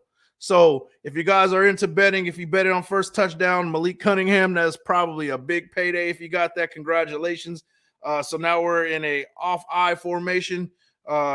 87 out of the backfield, touchdown, 2-point conversion. So it looks like Durham, tight end out of Purdue. He was positioned as a fullback on this 2-point attempt. He got himself a 2-point conversion. But we got a flag, guys. We got a flag. Late flag. So score is okay, wait. So there is no flag. I know there's some confusion on the field, but 2-point conversion, good pass to the tight end. He was positioned as the fullback out of the backfield. Nice little curl route on the right side. Throws a short pass. Malik Cunningham to Durham. Looks like that's his favorite target because he went to him multiple times. So Durham's showing that he's having himself a bowl right here. First couple of catches. The first one he had was a nice bomb thrown from Malik Cunningham to him to the sideline, went over a defender and got tackled at the 1 yard line, almost winning for a touchdown. So yeah, definitely Durham, tight end out of Purdue, is having himself a game, raising that draft stock, and you love to see it. You love to see it.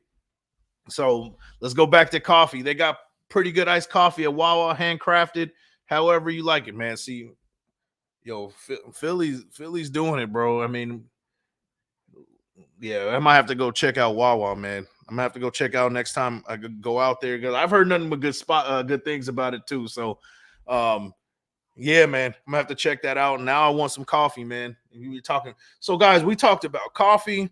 We talked about steak. We talked about sandwiches.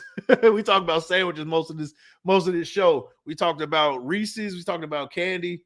We definitely got everything covered in this show, man. And I appreciate you guys showing up. Like the thumbs, hit the sub, share with your folks. Big Mike Raider. We're doing a 2023 Senior Bowl watch party.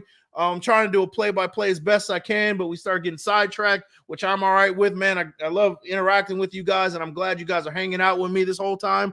I appreciate it, man. Patrick, my 5 downs. Who do you got, McGregor or Chandler at 170?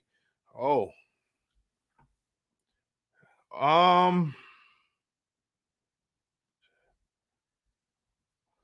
Man, it's just the tough part is you don't know what you're getting with McGregor half the time. You know what I mean? Are you getting a hungry McGregor, or are you getting a McGregor who's kind of has a screw loose? You know what I mean? Like I don't know, man. Like it's hard for me to bet against McGregor, man. It's really hard. My gut says McGregor.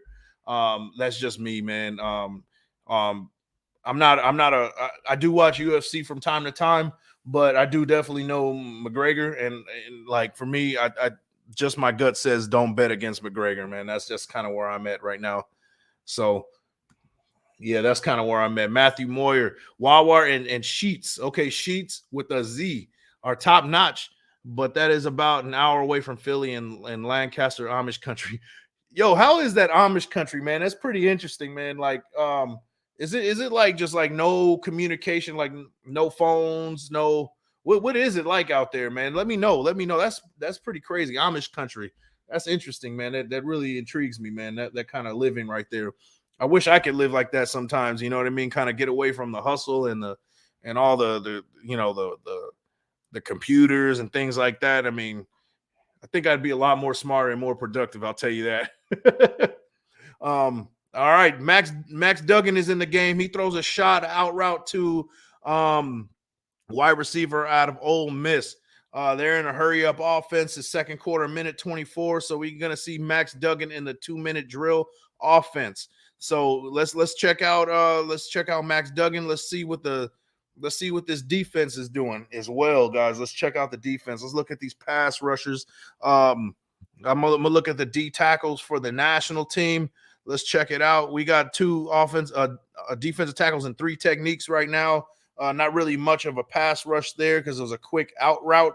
So you really didn't see too much of what they're going to bring to the table on that one. But our D tackles, one's from Bowling Green, another one's from Wisconsin, number 95 and number 13. That's an odd number from a D tackle, but those are the 2 D tackles that are in right now. Max Duggan under center on the offense. So let's check it. Let's check it down. Let's check it out. It's horses and buggies driving down road. That's crazy, man. That's crazy. Max Duggan throws he's down the field in the pocket. He rolls out, gets tackled by number 13, the defensive tackle, Brooks from Bowling Green University. First sack of the game. Number 13 looks like he is in a 3 technique. wills his way, just a good motor, sheds the block off the offensive tackle and makes the play. Max Duggan takes off, and he takes off for about 10 yards. 10 yards. All right, so that was a 3rd and 22, so it looks like they're going to be punting the ball. That was the best he can do right there. I mean, nobody open down the field. Good outing from number 13 out of Bowling Green. He was in on the going after Duggan on that play too. So good motor from that defensive tackle out of Bowling Green. That was he was the highlight of this drive right here. Definitely a good play from that defensive tackle.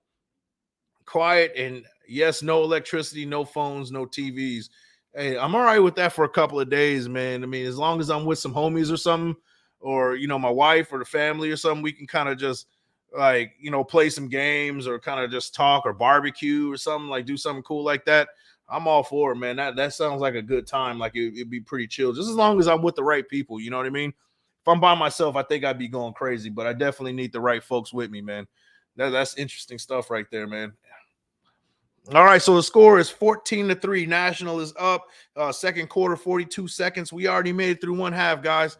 We're I don't know what they're going to be doing. The offense for the national team is coming up. Are they going to call it in for the half, or are they going to try to go for another score here?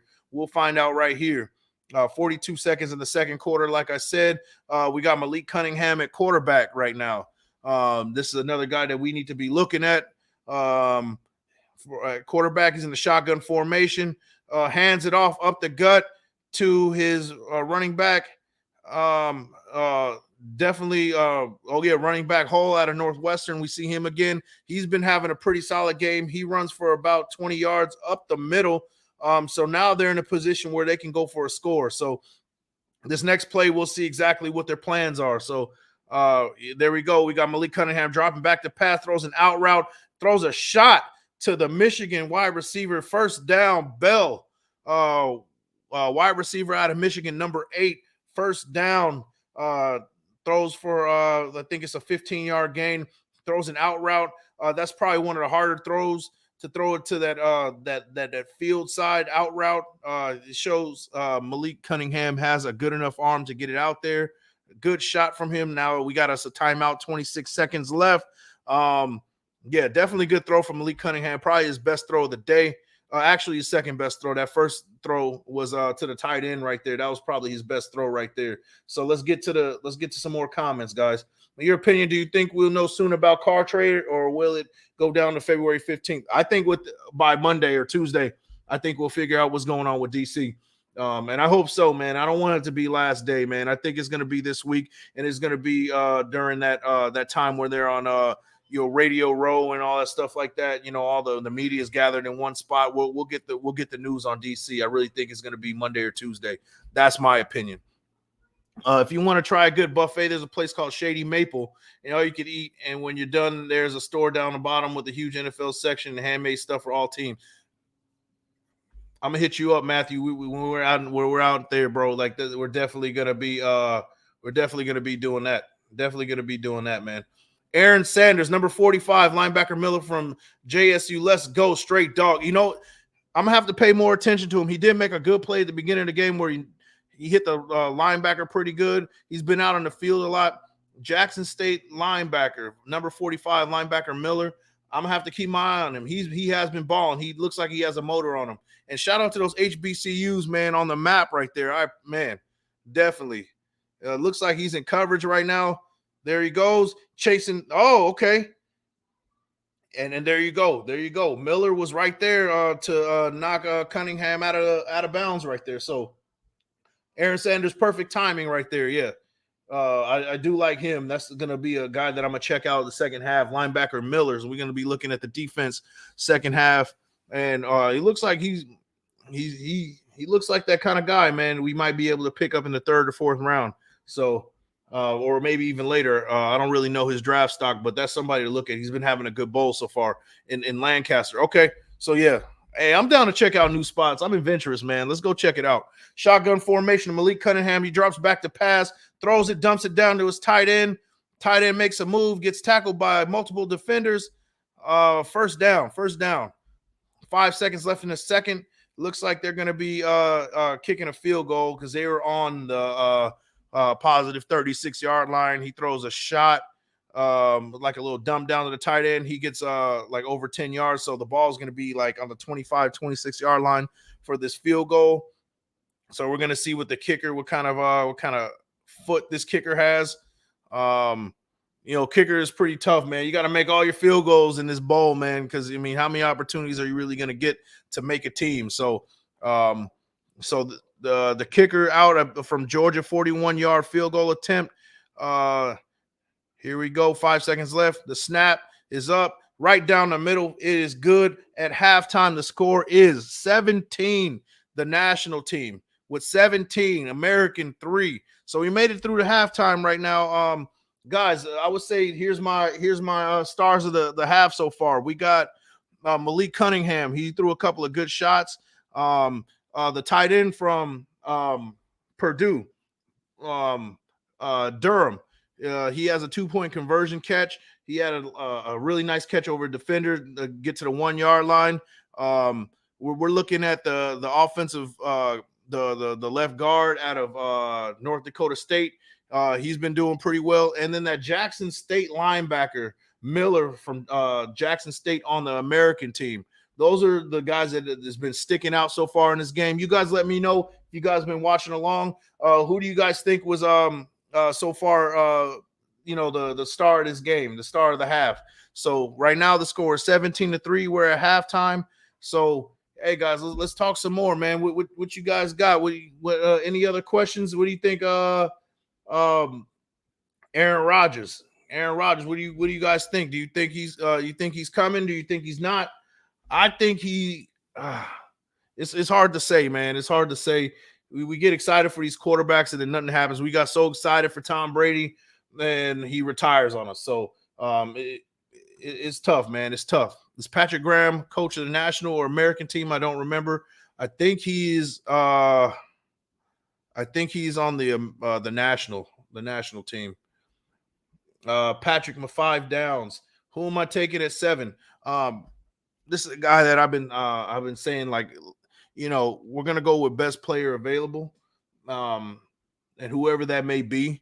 Whether best player available, not a tight end, not a wide receiver, not a running back. I'm going with Tyree Wilson. I think that he has the measurables to be a good edge rusher on the other side of Max Crosby. He needs to polish up some of his skills, but his athleticism is off the chart. His measurables are off the chart. And I think, who better than to learn under than Max Crosby? I think he would be a good addition to that defense on the other side. And I think that's who I will go with at number 7, Tyree Wilson. If I had to choose another guy, it might be some sort of a reach. I will go Porter Jr., corner out of Penn State. I like him. If we can get Witherspoon too, if he drops to 7, I'll like that too. Another corner from Illinois. Those would be my top 3. But I like Tyree Wilson. That'll be the guy that I like. I think Rodgers has to come for Devontae's sake, or we lose him. Yeah, it needs to happen. We're kind of in a tough situation where we gotta make Devontae happy at this point. Because if we come back and don't bring a winning squad to this year, then he's gone. He's gonna demand a trade. He's not gonna be what we want from him. So Miller has 5 tackles so far. If he keeps up, you might have an HBCU defensive MVP. I'm down for Aaron Sanders, man. That'll be dope. HBCUs on the map. Jackson State, 5 tackles so far, man. I would love to see him in that double digits in this game. But he's been everywhere on the field. I mean, he made his statement that first play of the game where he pretty much took an absolute shot to that running back running down the field. So yeah, man, this guy looks like he's ready to play. Miller, number 45, Miller from Jackson State on the American team. So if you guys are keeping up. So Jake Haener, 5 for 10, 63 yards. Malik Cunningham, 4 rushes, 21 yards and a touchdown. Durham, 2 catches, 24 yards. On the other side, Toon, 9 of 12 for 70 yards out of Houston. So Jake Haener not really having a great game. Malik Cunningham 3 for 3 for 49 yards and 4 rushes and 21 yards and a touchdown. So Malik Cunningham is definitely outplaying Haener so far. He's definitely got that offense moving. So there you go. Malik Cunningham is having a good outing so far. And I would say Durham, the tight end out of Purdue, is also having a pretty good outing so far. Yeah. So yeah, Graham is national coach. So yeah, good outing for Graham right now. He's up 17-3. So he's got that team well coached. So yeah, good for Graham. We definitely rooting for our own guys. Yeah, definitely, man. Do you think Carr is going to get cut or traded? I think he's going to get traded. Hopefully to the I'm thinking the Saints. I think he's going to get traded to the Saints. I think there is value for him at quarterback. I know that we don't really value him, but there's teams around the NFL that really value him. And I know that there's, I've seen on people's, there's a guy that does a Jets podcast that I've been keeping up with, and they're all in on trying to get Carr, man. If they can't get Rodgers, they want Carr. I know it sounds crazy to us because we know what Carr brings to the table, but you look from the Jets' perspective. They have a complete squad, and all they need is a quarterback that is good enough to get the job done. That might be a move for DC as well. The Jets would be a pretty good fit for them, besides the weather, of course. But squad wise, they got a complete defense. They got young pieces at receiver. They got a young running back. They got to beef up that offensive line. And Derek Carr's in a situation where he can make the playoffs in the AFC East next year. So we'll see with that one. But I think he's gonna get traded. I don't think we're gonna cut him. Haener. Raider content creators were saying to take Haener. Yeah, Haener looks not so great in this game. He's 5 for 10, 50% completions. A lot of them were drop passes, but he hasn't been looking great so far in this bowl game. His stock he's not doing himself any favors in this. I don't know where he's projected to get picked, but he's probably a 6th or 7th round pick at this point. He's really undersized. He's 6 foot out of Fresno State. And not only his height, it's his weight too. He's like a tad over 200 pounds. That's a little too small for me at running back. And he just has a small frame, like some people like a Kyler Murray, yeah, he's small, but he has a thicker frame. Shout out to Wasted Talent with that one, thick frame. But Kyler Murray's a thicker frame that can kind of get away with being smaller and can be more durable. But somebody like Jake Haener, if he gets hit in a game and one good hit, he's out. He just doesn't seem like he has that kind of mobility, that sustainability to last the season. Haener is Carr 2.0 today. Yeah, I mean, it also doesn't help that he's from Fresno State either. So that's what we're getting from Haener as well. So that's kind of it's kind of a red flag. I mean, it's tough to say that, but yeah, we're definitely not going to go get a quarterback out of Fresno State, especially he's not really playing that well. And he doesn't have the talent coming out like Derek Carr did. We need a guy 6'3" or more. Yeah, I would say anywhere between 6'2" and 6'5". Anything over 6'5" is too tall to me. 6'6" at quarterback is too tall.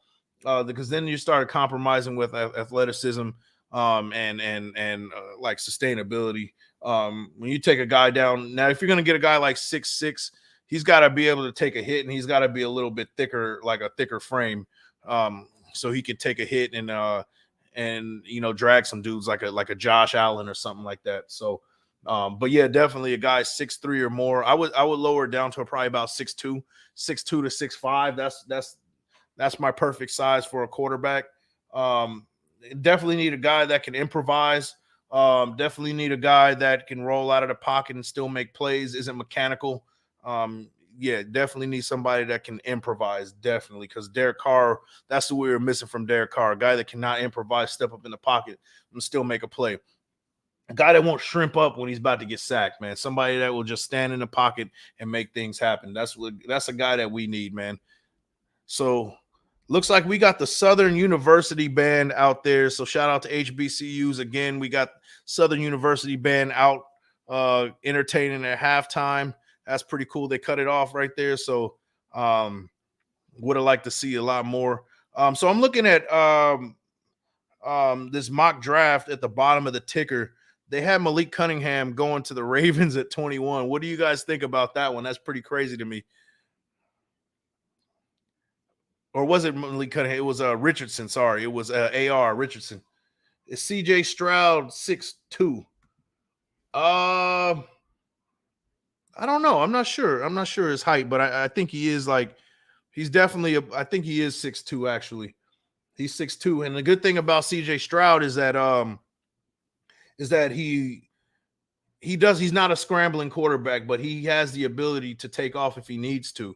And that's what I need from him. I don't need you to be like run first. I don't like that kind of thing either. What I need is a quarterback that is not afraid to take off when the defense gives him the opportunity to take off. You saw it in that Georgia game. He took off down the field for like 20 yards. He has the ability to do so. And that's what we need. We need a quarterback that has the ability to go down the field and improvise, take off when he needs to. Malik Cunningham's height, man. Let me look, man. Let me look. Let me see. Malik Cunningham. Malik Cunningham. I'm gonna have to Google this, man. Google it. Malik Cunningham.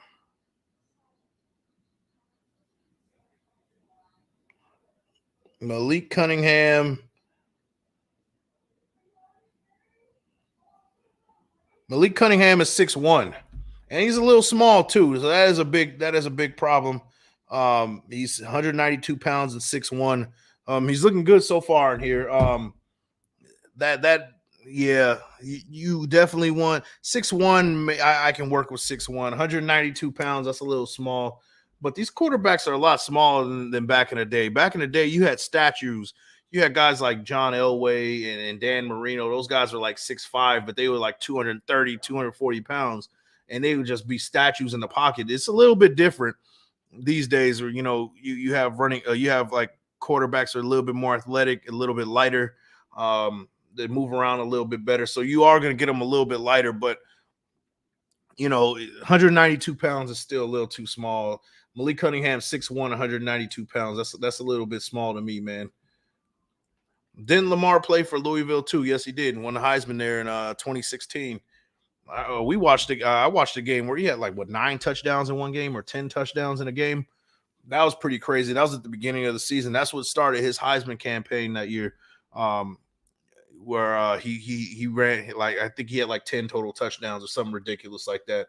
And I even told my brother when we were watching that game, this guy might win the Heisman. And sure enough, he did, man. And this was before people even knew who Lamar Jackson was. It wasn't until middle of the season when people started talking more about Lamar Jackson. But we watched the game. It was at the beginning of the season where he went off for 10 touchdowns, 10 total touchdowns, or some ridiculous number. It was 8 or something like that. Yeah, he went off, and I was like, yeah, this guy might win the Heisman because he was the team. Yeah, he put them on the map, man. Louisville was on the map because of Lamar Jackson. He just got his number retired too. Do you think we draft a quarterback? I think we draft a quarterback only if the big 3 are available. CJ Stroud, a Bryce Young, or a Will Levis. If one of those 3 are available, I think we can. If we don't get an Aaron Rodgers, if we do get Aaron Rodgers, I don't think we draft a quarterback until later. I wouldn't reach for AR-15 at number 7. That's too much of a reach, and he's a project, and I don't think that's a good move. So it just all depends what happens in free agency and what we do with Aaron Rodgers. That's what I think, whether we draft a quarterback or not. And also depends on if one of those big 3 are still available. That's kind of where I stand with that one. If you think you get the 29th pick from the Saints, you package that and Renfro with a 2024 late round picks and go get Rodgers, draft CJ Stroud at 7, then defense and free agency and the rest of the draft. That's a Richard Hardy. That's a good plan, man. That is a really good plan. You get the 29th pick from the Saints. You package that and Renfro with the 2024 late round pick. Okay. And then get Rodgers, draft Stroud. To go get Rodgers, draft Stroud at 7. So you want Rodgers and Stroud at 7, then defensive free agency. That's a lot of moving parts. If we can make that happen, I say we get an A+ in the draft and free agency, man. If we can somehow manage to get CJ Stroud and Aaron Rodgers on the board, man, I think that's an ideal situation. Um, Matthew Moyer, those other players were just there to fill the sideline up like extras in a movie. Right. You got you see those commercials where you got like a random like lineman, he's wearing like number 46 or something. Like, why is the lineman wearing 46? He's like under center, he's wearing 46. He's just some generic guy, and then like, the guy who they're focusing on is like the star guy, but then you see some random generic guy number 46 at center. It's like, bro, like 46, like why is he wearing 46? Like, yeah, definitely that's pretty much Lamar Jackson's career with with Louisville, definitely, for sure, man. How do I feel about Rodgers? I think he has a lot in the tank left, man. I really do. I think that if you pair him up with Devontae Adams is going to be on a whole different level. You think that Devontae Adams had a good season this year? Just imagine, with Aaron Rodgers again. You bring him with Aaron Rodgers again. I see him, breaking the Raiders receptions record. I see him going for almost 1,500 yards, and it opens up everything else offensively, the run game, play action, all that stuff. So I think Aaron Rodgers brings a dynamic to the offense, to the team, that a lot of people aren't giving him enough credit for. Also, if you bring Aaron Rodgers, Randall Cobb is coming to town as well. That's kind of his safety blanket too. If he doesn't have Devontae Adams, he's gonna get Cobb the ball as well. So look for Cobb to come in as a third wide receiver, especially if we get rid of Renfro in the slot. So that's just kind of what I see with Aaron Rodgers if he does get brought to the team. And then also in free agency, teams see that you're building something special over there, they might want to take a little bit less to be a part of that. So that's what I'm hoping. If we do get Aaron Rodgers, that is the case. That's what I'm looking for. So I'm looking at this mock draft from Bucky Brooks. Let's see what we have. So CJ Stroud at number 4, going to the Colts. Tyree Wilson, number 5, going to the Seahawks. Brian Bressie going to the Lions at number 6. Paris Johnson Jr. What do you guys think about Paris Johnson Jr. going to the Raiders out of Ohio State, the tackle? What do you guys think about that over Skoronski? That's a pretty interesting. Will Levis going to the Panthers at I believe at number 9. So what do you guys think about that? What do you guys think about that? This is a mock draft from Bucky Brooks on NFL Network. Osiris Torrance at number 13 going to the Jets. It's a guy that we've been looking at as well. Let me see. Devon Witherspoon, number 16, going to the Washington Commanders. Joey Porter going to the Steelers. That would be disgusting, man. That would be pretty crazy. Let me see. Bijan Robinson going to the Chargers. Guys, we do not need that to happen, man. Bijan Robinson going to the Chargers. Anthony Richardson going to the Ravens. Cam Smith to the Vikings. That'll be pretty ugly, man. Pretty ugly. Jordan Addison going to the Bills. That's ugly too. Darnell Washington going to the Bengals. Tight end out of Georgia. That's pretty, man. This draft scares me. That mock draft kind of scares me. Antonio Johnson to the Chiefs. Safety out of Texas A&M. And Jahmyr Gibbs rounds it off to the Eagles. Running back out of Alabama. So that's the first round draft pick from Bucky Brooks. What do you guys think about that? We get Paris Johnson from Ohio State. The tackle over Skoronski, the other tackle from Northwestern, man. That's pretty interesting. I don't know how I feel about that. We would have Adams, Waller, and Jacobs. Yeah, and it just depends on what we get and what we do in a trade for Aaron Rodgers. Is Waller gone? Is Renfro gone? Is pretty interesting.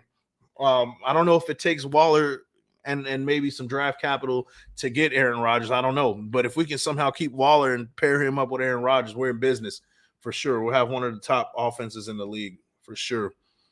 You think they ought to franchise tag Jacobs? Yeah, you got to franchise tag him. If they do sign him to a deal that's not a franchise tag, I'll give him upwards of a 2, maybe even 3 years. That third year being with loads of incentives. You got to top load him up front with some money because he deserved it. and then that third year, you got to find a way. You got to have it to where it's easy to get out of that contract if need be. I mean, I was never a fan of signing running backs for loads of money, or even on that second contract, giving a contract to a running back. But Josh Jacobs showed that he deserved it. So I'm giving him a 2, maybe even 3-year deal. If you give him a 3-year deal, you got to have it to where there's it's kind of a clean get out after that third year to get out of that contract, and you got to front load him with some money in those first 2 years. I think that's how it will work. I'm thinking probably about 13 or 14 million. That's probably what he's going to be asking for.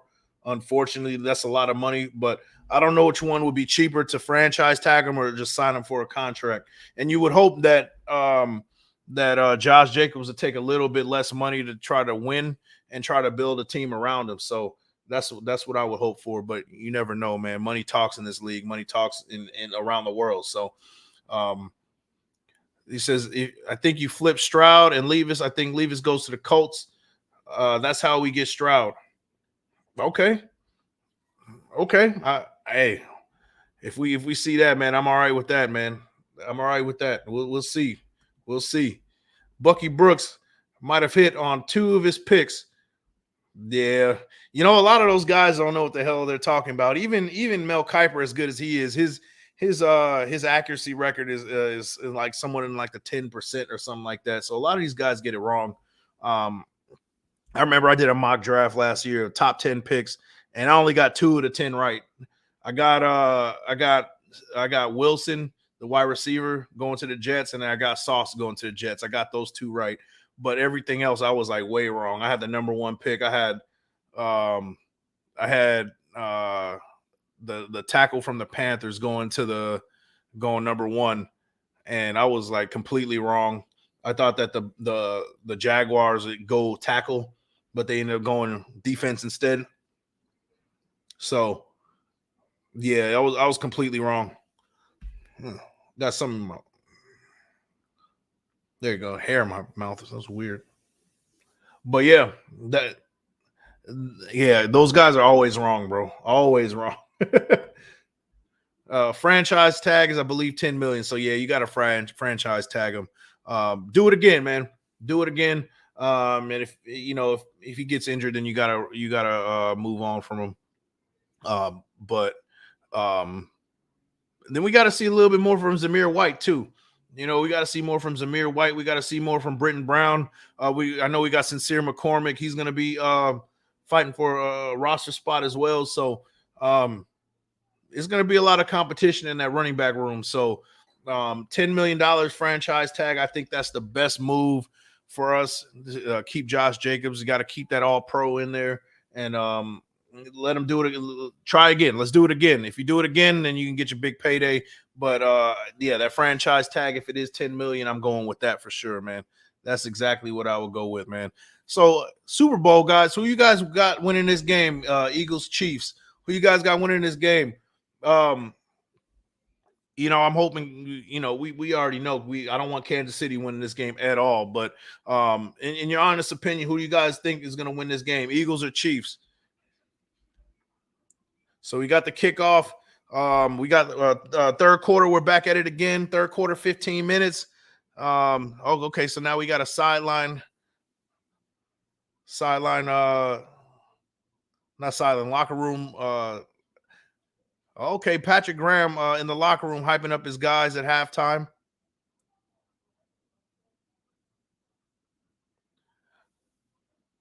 Yo, I would really like, you know what? I'm going to put something out there, man.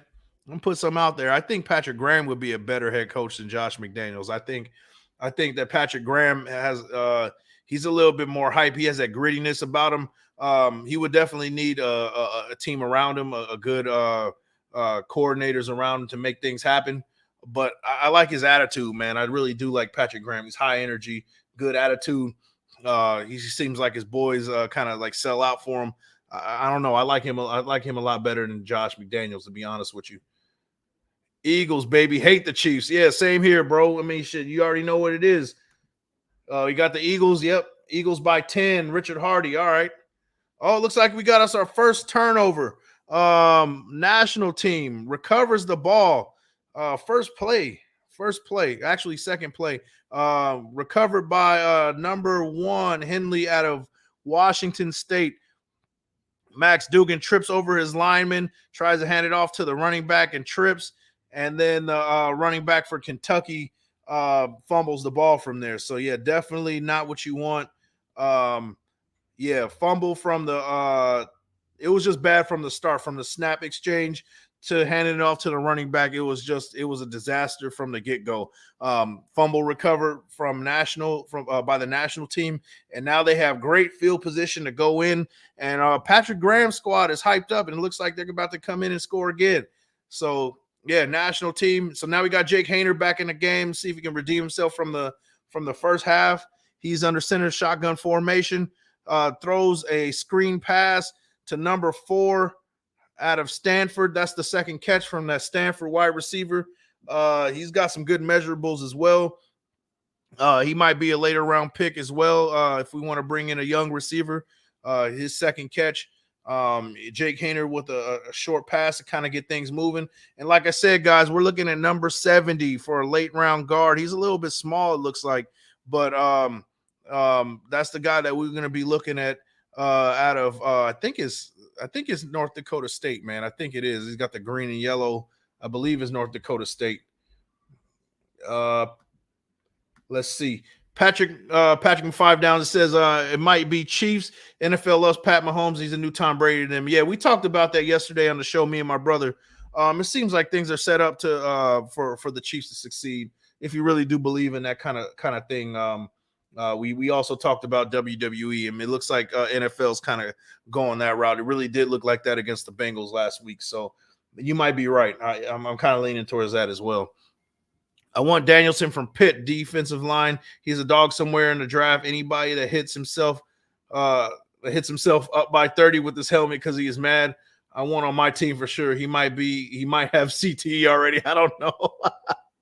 Yeah, man, that's a throwback guy right there. You know, a D tackle who's just a dog on and off the field. You know, he just carries himself in a way is just intensity 100%. Those are the guys I like to see at defensive line, linebacker as well. So yeah, I'll definitely keep my eye on Danielson, defensive line from Pittsburgh. Appreciate that, bro. Appreciate it. Depends on who we get as his OC. Yeah. He would have to bring in, if you switch roles, right? If you got McDaniels at OC and you got Patrick Graham at head coach, bro, I'm all for it. I don't know about you. I think I like that combination better than the other way around. I don't know what you think about that one, but I like that. F the Eagles, I hate that fan base. I have to live around them, man. Oh, man. Yeah, the Eagles fan base is a little rough around the edges, man. And I don't know, man. I kind of like the Eagles fan base just because they just don't care, man. I know from Philly, I'm probably sure that you're sick and tired of them and their nonsense. But, you know, from the outside looking in, man, it's like they are very passionate about their team, and I can respect that 100%. 100%, man. I think Patty Mahomes is going to get hit by Sue and the rest of the defense, and it will be a long day for him. I hope you're right, man. I hope you're right. They don't even deserve to be in that Super Bowl, to be honest with you. I think the Bengals, they should have. There's a lot of things that happened in that game where they should have got a chance to at least go to overtime and see what happens from there. Either way, win or lose, the city is coming down, right? Yeah, I believe that. Yeah, the highlights, the things that I saw that happens in Philly, in a Super Bowl win and a Super Bowl loss, man. I believe that. Yeah. Good luck to you in Philly, man. Good luck to you. I don't know, Matthew. Are you currently living in Philly right now, or is it just where you're from? Let me know. Can't stand the chefs. Yeah, me too, man. We definitely that's where we're at right now. Definitely can't stand the Chiefs here, man. We definitely don't do the Chiefs in this place right here. This is Big Mike Raider for a reason. We don't do the Chiefs, man. We don't do them. Hey guys, we got 7 watching right now. I appreciate all 7 of you guys. If you're coming in or coming out, checking it out, man, make sure you guys like them thumbs, hit the sub, and share with your folks. We're doing a 2023 Senior Bowl watch party. And we're also talking some shit. We're doing, just talking it up. We've been talking everything from candy. We've been talking everything from sandwiches. We've been talking barbecue, steak, everything, man. We've been covering everything, man. That's what we're doing. Wrestling. We've been doing a bit of everything while giving a play-by-play reaction to this game. Oh, around the corner, Hayner gets smacked by the defensive end, number 11, Gay from LSU. That was definitely the biggest sack of the game right there, man. I don't know his first name, Gay, number 11 from LSU, makes a great move on the right tackle. He kind of brushes him off, does like a not quite a swim move, but he kind of swipes his arm away from him, gets around that corner, and gets after Jake Hayner for the sack. 4th and 17. Now they're forced to punt. Great play, big play. Actually, it's a 52-yard field goal from the national team. Put him in a deep field goal situation. So that was a big play by number 11 from LSU, Gay, and he definitely hooks that wide to the left, no good. So yeah, big play from that defensive end from LSU to prevent a score from happening. I would say that he prevented 3 from happening on that one. So yeah, big play. That's a play that might get the American team hyped up and ready to go, and maybe with the comeback right here. So yeah, definitely a good play. Number 11, Gay from LSU. Maybe you'll accidentally land on his yeah.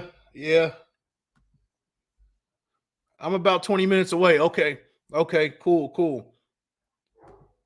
Valley Forge National Park. Okay, cool. All right. Yeah, if I'm ever out there, man, we definitely got to link up, man. That's for sure, bro. Appreciate it. Richard Hardy, sorry, I don't like people getting hurt, but I hate Chiefs, Mahomes, and Kelsey. You know, my thing, my problem is with both of them, man, is I don't understand how they're the only team that I watch that it seems like that the defense is cooperating with them almost. It's almost like the defense is completely cooperating with the Chiefs every time, because there's no way in hell that Travis Kelsey should be as open as he always is. It's very frustrating watching it, man. I don't know about you. You guys let me know, man. I can't stand either one of them too. It just doesn't make sense when I watch them. It doesn't make football sense what's going on with them. So we got the so here's another name, Andre Carter. His stock has been kind of dropping as of late. Andre Carter, the defensive end from Miami. I mean, not Miami, from Army. Sorry. He actually went after Max Duggan on that one. Caused him to throw the ball away. So that's the first time we've seen him on the board. But number 34, Army defensive end, Andre Carter. If we can get him in the second round, I'm down with that. If we go like D tackle in the top in the first 7 picks, or maybe even corner, I wouldn't mind getting like an Andre Carter at in the second round if he drops even further. I think that would be a home run pick at the number 2 spot if that happens. The second round pick, I mean, our number 2 pick. I hate the Chiefs, but I think they really did try and land on Mahomes' leg in the divisional. Yeah, it did look like it. It did look like it. I can't condone like dirty play either. You know what I mean? Like 4th and 3, Max Duggan drops back, throws a shot right down the middle, right in between some defenders to the. It looks like a receiver out of South Alabama. Was it South Alabama? Receiver out of South Alabama. That was probably Max Duggan's best throw so far in this game. Stood in the pocket, throw right down the middle, right between 2 defenders. First for the first down. So they're driving right now, definitely. Drew Sanders, I've heard about him. Is he from Arkansas? I think I heard. I got to do some more research on him. Is he playing in this game? Let me know if he's playing in this game so I can keep an eye out on him.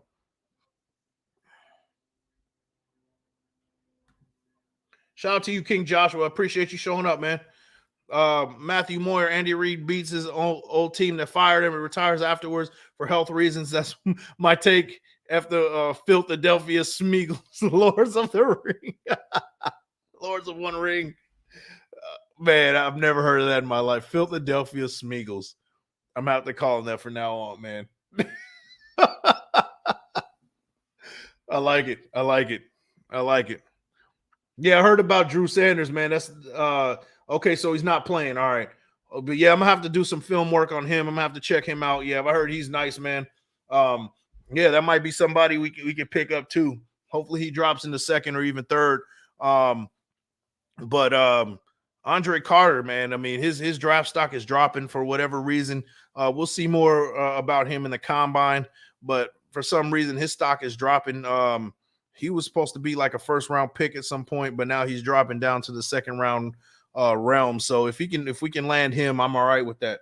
There'll be good depth, or maybe even starting on the other side if Chandler Jones is still dealing with an injury at some point. I heard Khalil Mack is a free agent. Can you imagine Mad Max and Mack with our defensive upgrades? So I think the Chargers they're going to have to cut some guys because they're over the cap space. So they're going to have to get ready. They're going to have to get rid of some guys, and I think Khalil Mack is on that list now. If Khalil Mack does want to come back for a cheap contract, I'm all right with bringing him in, but the numbers got to be right, man. And I would love to dust off my Khalil Mack jersey that I bought. So yeah, man, I would definitely welcome him with open arms if that does happen. Yeah, Philadelphia, man, that's hilarious, man. Drew Sanders from Arkansas is a linebacker. He is a dog. Yeah, I've heard a lot of good things about him, man. I'm gonna do my own research on that as well. Fade route to deep ball, incomplete. That was a good ball into double coverage, but he found his guy. The wide receiver drops it. Mingo out of Ole Miss. So yeah, he's going against the Iowa DB. He throws it up, and Mingo had a chance to catch it, but he drops the ball down the sideline right there. It was a streak down the sideline. Should have been a touchdown, but dropped. Max Duggan throws a good ball right there. Good ball from Max Duggan right there. Rock bottom, Mahomes, and choke slam Kelsey. I'm all for it, man. Let's do it, man. Me and you could tag team on that one for sure. All right, Max Duggan in the pocket, throws a shot down the middle, incomplete pass. Just missed this guy. Just missed this guy. 4th down and 10. So they're going forward on 4th and 10. So definitely a big third down, 7:33 in the third. American is down 17-3. They're driving right now, so they're just trying to get on the board right now, and they're going forward on 4th down. If the Chiefs win this year, they have as many rings as the Raiders. We better make some moves if they get a chip. Yeah, man, we can't keep letting the Chiefs do this without making moves. We need to do something about this, man. I'm really hoping the Eagles win this game. I'm really hoping the Eagles win this game. Max Duggan throws a shot. He has a wide receiver open and overthrows him. Incomplete turnover on downs. He had his wide receiver wide open down the left side and just missed him, man. I think it's the wide receiver from Princeton. It's hard to say his name, but yeah, he burnt his defender. He had him wide open, and Duggan just overthrows a missed opportunity right there. Turnover on downs. National gets the ball with the score 17-3. Third quarter, 7:07 left in the game. So it looks like National is taking care of business in this game. Let's get back to some more of these comments. I've been seeing Andre Carter. He was getting handled by that Tennessee tackle in practice. Yeah, and that's the thing, man. Like he looks a little bit undersized to me, and I think like big time colleges are just taking care of business on him. So I don't know, man. I don't know. The stock will be dropping, but I think if we can get him in a second or third round situation, I'm still all right with him. We just got to put him in the right situations. It's a reason why he was like first round talent at the beginning, Duke and ball. So we'll see. We'll see. I'll take the Chiefs winning because I don't want to feel like I'm in a war zone again from gunshots for hours after their last Super Bowl win. And I totally understand that one, bro. Like, hey, I'm with you on that one, man. You definitely, for the sake of safety, yeah. For your sake, yeah, absolutely, bro. I agree. Keep an eye out on Darius Rush, cornerback from South Carolina. Good third round pickup. I think he's playing in this game. Third round. Darius Rush, I think he was out there, and that was one of the key guys that they were highlighting at the beginning of this game too. So definitely, I'm gonna have to keep an eye on Darius Rush from South Carolina. He is a third round pickup or even fourth. I'm all right with picking up 2 guys. If we pick up one guy in the say we get like Witherspoon in the first, and then we get somebody like Darius Rush, I'm all right with that, man. We need depth at corner, but I do want to get pieces. This is what I want to do. At each level of free agency, I want to sign a game changer at each level. So at defensive tackle, I want to bring in Deron Payne, but we heard that he doesn't want to he doesn't want to be around, right? He doesn't want to be with us. So we move on. Somebody like a Hargrave or a Tomlinson, we get him at defensive tackle. And then we go and we get like an Edmonds at linebacker, even a Bush at linebacker. And then we get a corner. Maybe we get a new safety out of free agency. We bring in like what's his name?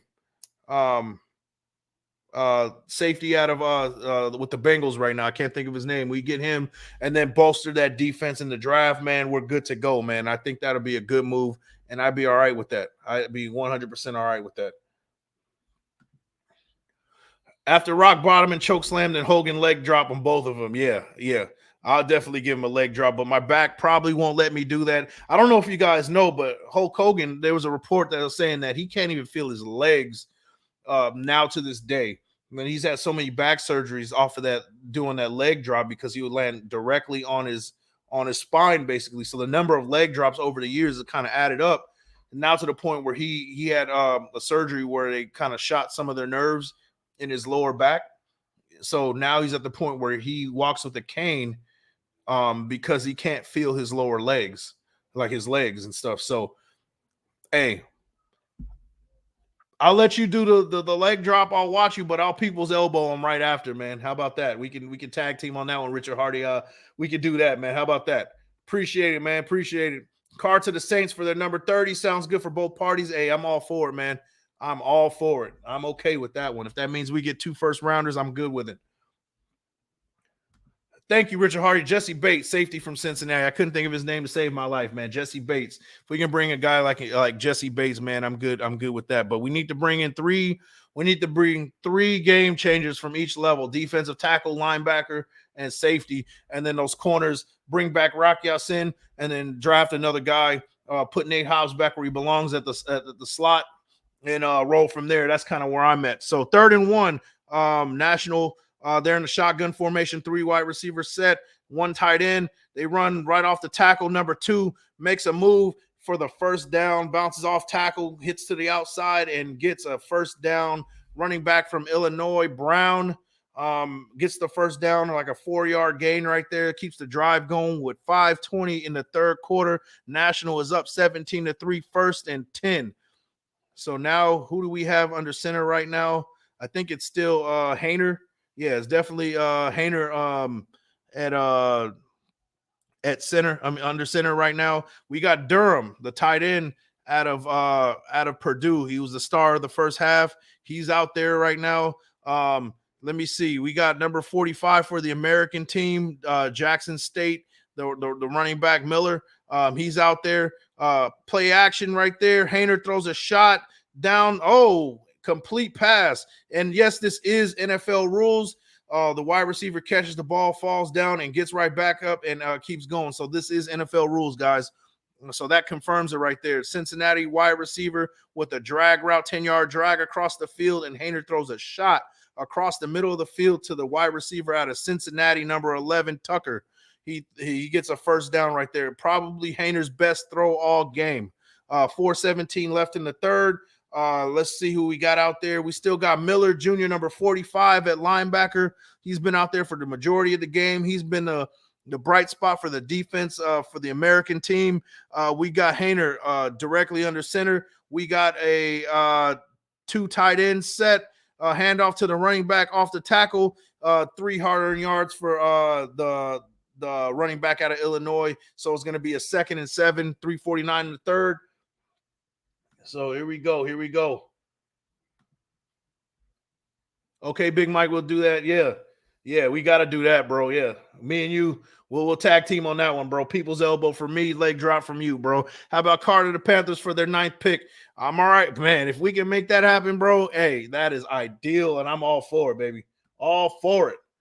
I can see LV, Green Bay, and the Jets making a 3-way deal with Carr, Rodgers in their first-round pick somehow. Oh, hey, Patrick Mafive Downs, challenge to you, bro. Put down in detail how that 3-way trade will look, man, because I do like that idea. Let me know how that three-way trade will look, man. I would love to see what you think about that, man. I would love to see it, man.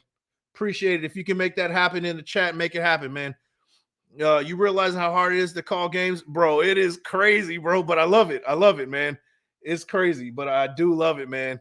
There you go. Aubrey Miller Jr., 5'11" and 5'8", 229 pounds out of Jackson State. Perfect size. It kind of reminds me of a Denzel Perryman as far as size goes, and he has that intensity too, it seems like. So Hainer drops back to pass, throws fade route to the outside, up, incomplete pass. Great defense by the safety out of Virginia Tech, number 22. Defends against the Cincinnati wide receiver. Jake Hainer throws a good ball, like a stick route from the slot receiver, number 11, down to the down the sideline on the right side. Just misses him. Great pass breakup from the safety, number 22, out of Virginia Tech, or else that would have been a touchdown. Definitely good effort from both ends right there. And that was the 3rd and 5. So now it's 4th and 5, 17-3. Got another field goal attempt from the Georgia kicker right here. 42-yard field goal attempt right up the middle. Wait, no, it's a little bit right. Oh, no, he just got it just in, guys, just in for the touchdown. It's not Georgia. I'm sorry. It's the kicker from the University of Maryland. So, yeah, definitely it's good. Nationals up 20-3. And this is definitely difficult to call games, man. But it's fun. I'm having a good time. Hey, and you know what, guys? I do appreciate you guys coming in and hanging out with me. We're about a little over 2 hours in, man. This is definitely one of the longest shows that I've done since I've been on YouTube, man. And I appreciate you guys showing up and hanging out with me. Big shout out to Matthew Moyer, man. Richard Hardy, Patrick Five Downs, King Joshua, man. You guys been here for the majority of the time hanging out with me. I appreciate it. Shout out to Crypto Tales who showed up for a little bit. Miss K all day. I appreciate all you guys have been showing up. And if you guys are just popping in, like the thumbs, hit the sub, share with your folks. Big Mike Raider. We're continuing this watch along party right here with third quarter, 2 minutes left. We got the American squad out there right now. First down thrown to the tight end. I believe his name is Hardy out of Miami. So yeah, we're definitely getting it going now. We got to drive. So it's a timeout from the national team.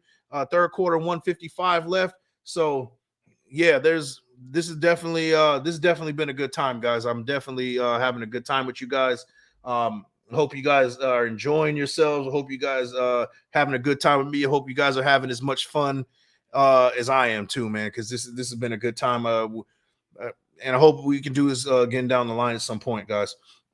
Is there still interest from Washington Commies for Carr? You know what? That was my first pick of Carr going. I thought he would go to the Commanders. I guess not. I haven't heard anything from them. I guess they got a little bit cold on what they're asking for, probably. Or maybe DC doesn't want to go there. And I don't blame them. They have a lot of it's almost like it's almost as toxic as the Raiders situation at ownership, right? It was actually worse.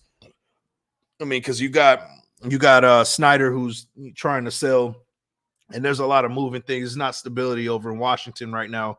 Now, if Jeff Bezos says he's gonna pick up the Commanders like everybody's suspecting, then that'll be a better place for players to go down the line. But as of right now, it's kind of not an ideal place for players to go. So I think maybe DC is kind of turned off from that. And it's probably him from his party saying that we're not going to Washington. That's what I would assume. Thanks for asking our question. It's been awesome, man. Hey, thank you for coming in, showing love and support, man. Hey, we can talk all day, man. We were almost heading into the fourth quarter, so we got one more quarter of ball. You guys talk with me, man. Send me more questions, anything, man. It doesn't even have to be about football. We can talk food. We can talk long as it's not politics. I don't want to talk politics. I don't know nothing about politics anyway. We can talk about culture. We can talk about anything, man. You guys let me know. Wrestling. We already talked about wrestling. We talked a little bit about everything, man. So you guys let me know what you guys want to talk about. You guys got any questions? We can talk about anything, man. Go ahead and just throw it out there. I don't really care, man. I'm an open book, man. Especially we're going to be hanging out for probably about another hour or so. We got another quarter to go. So we got plenty of time, man. We got a lot of time left. So throw the questions out there, man, and we'll get it going. So now we got a new quarterback. I believe he's from um, Tyson Bagent, 69.9% completions, 4,580 yards, 41 touchdowns, 8 interceptions. I think he's from Colorado State. I've never seen him play, but he's out on the field for the American squad. Let's see what he's got going. I wanted to see more Malik Cunningham. I wanted to see more Max Duggan, but we didn't get too much of him. So okay, so short pass from the quarterback to the tight end. That's the tight end second straight catch right there. 2nd and 5. It was a 5-yard dump down pass to the tight end. So now we got tight end in the slot. We got 4 wide receivers. Drops back to pass. Dumps it down again to the wide receiver to the running back, and he gets about 3 yards right there. So it's going to be 3rd and 2. Running back is from Tulane University. I didn't get a name on him. So now it's 3rd and 2, minute 20 left in the third. They're running like a hurry up offense right now. We got 1 tight end set. We got 3 wide receivers, 1 wide receiver motions to the right. We got 3 wide receivers, shotgun formation, running back on the left side. They hand it off to the running back up the middle, and he gets the first down. First down, American. They keep the drive going. 1 minute left in the third quarter. National up 20-3. The clock is clock stops right now. 59 seconds in the third. Looks like they call a timeout right now. Both teams have 1 timeout remaining. About to share. Hey, bro, I appreciate it, man. Share with your folks, man. Share with everybody, man. We're trying to get to know a little bit more about these draft guys.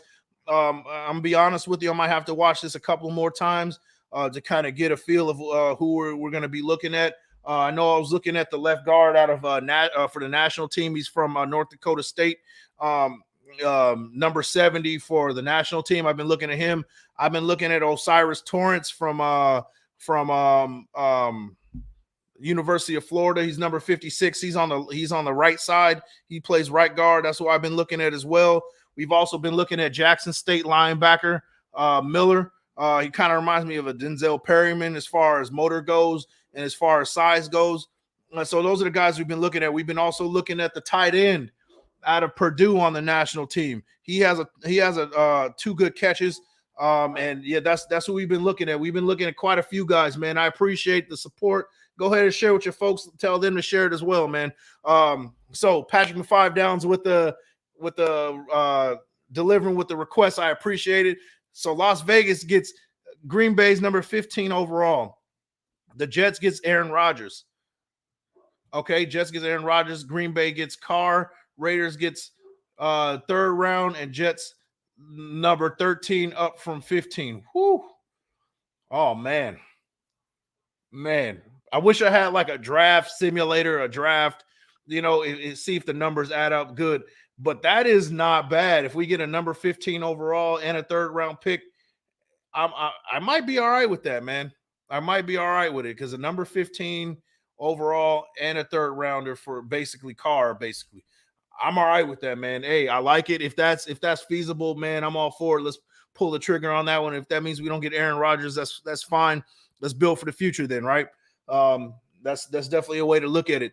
Do you think? Hey, thanks, Patrick, with 5 downs. I appreciate it, man. That was pretty dope of you, man. I appreciate you delivering on that one, man. Do you think Steph Curry is the greatest shooter that God ever created, according to Stephen A? He's probably the best 3-point shooter in NBA history, man. I'm not a Warriors fan at all, but I give credit where credit is due. I was a big fan of Reggie Miller. I was a big fan of Ray Allen back in the day. I think that he's a slight step above those two. Reggie Miller was icy cold, man. Like the thing he did, in that divisional, not the divisional, yeah, it was a divisional, the semifinal, Eastern Conference semifinals in '94 against the Knicks. 8 points. He's down 8 points or something. He scored 8 points in like seconds or something like that. That was cold, man. Like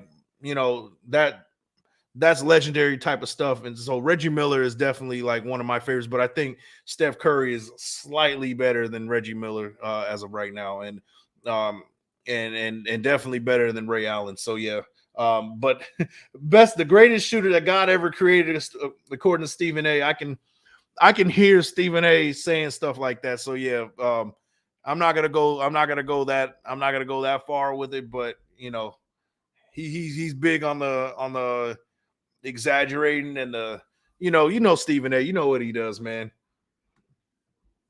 Oh, and then Green Bay gives card to Saints for number 30 after all that.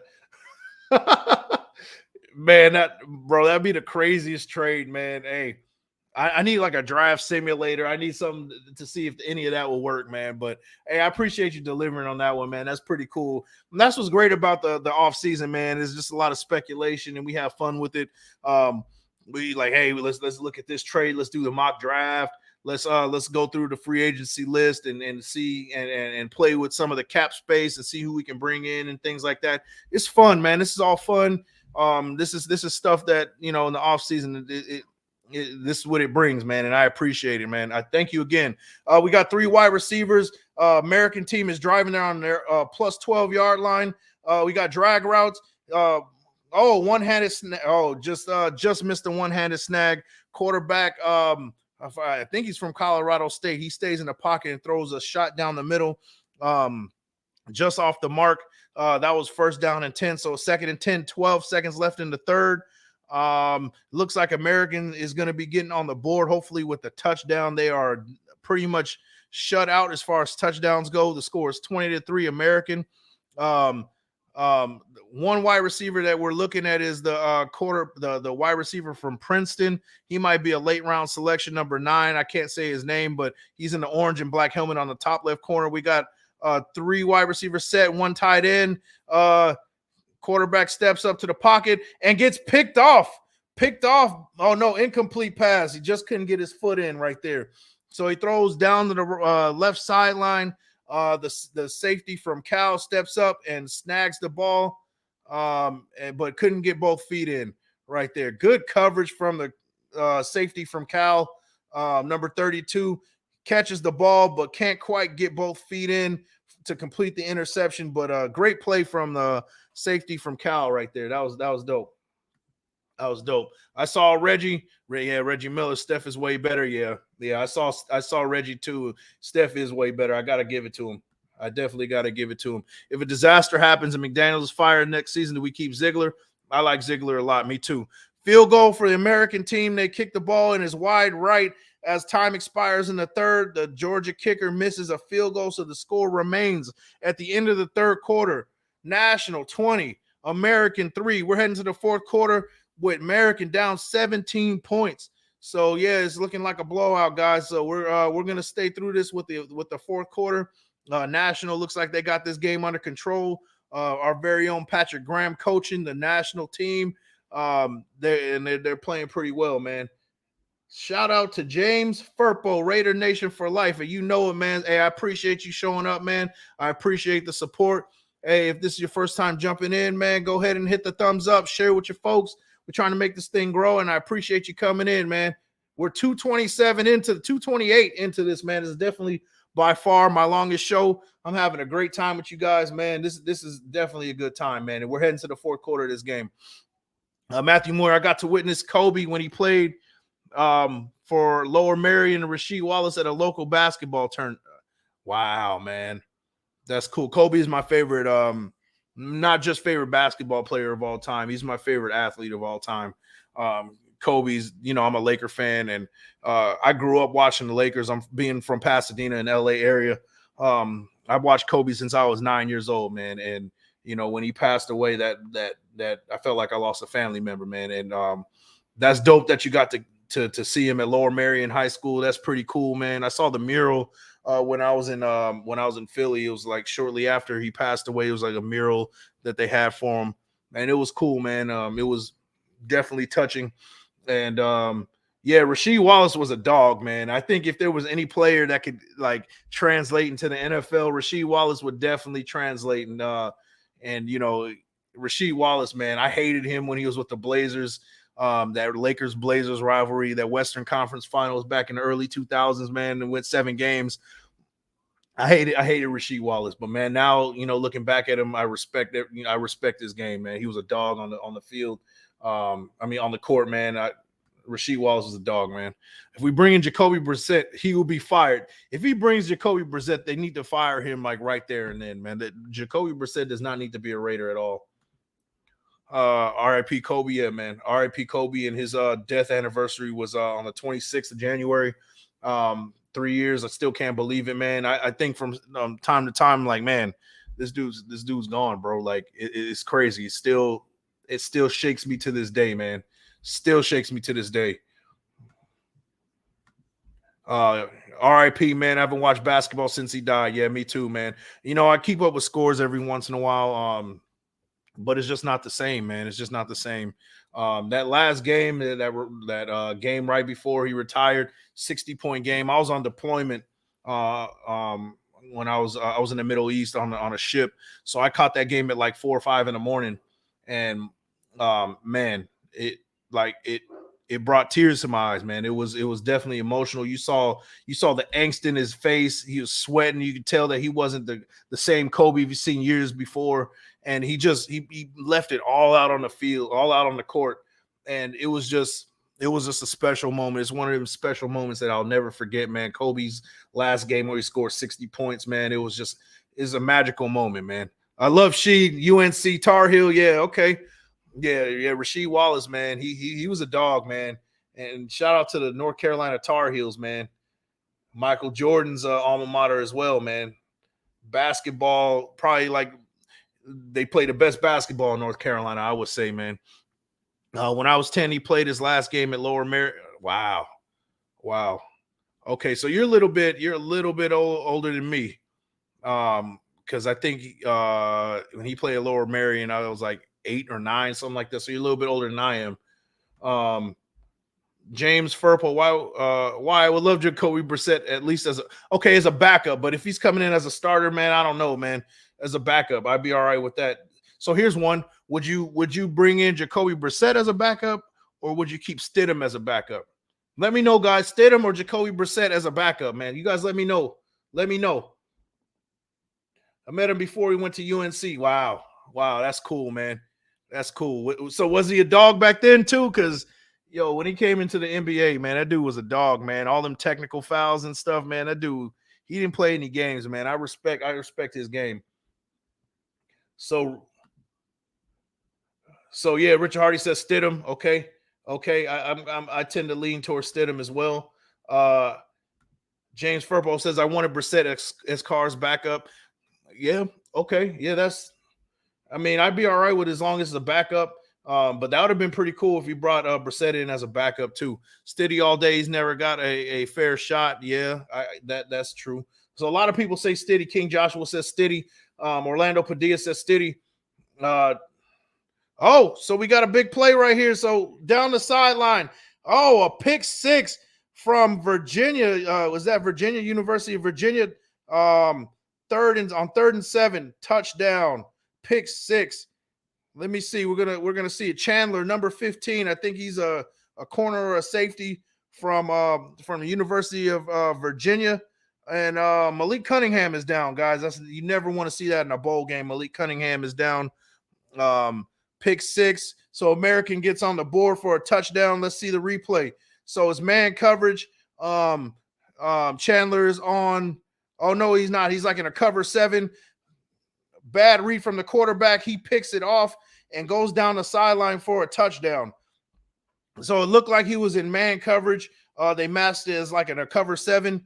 Malik Cunningham steps up, throws a shot with the defender in his face, and throws a pick, and it goes down the sideline, down the right side of the sideline for a touchdown. So Malik Cunningham with a really back-breaking interception right there, keeps the American squad on the alive in this game. Chandler, corner out of Virginia, with the touchdown. Malik Cunningham goes down. Never want to see that, but American gets on the board for a touchdown. The score is now 20 to with the extra point is 20-10.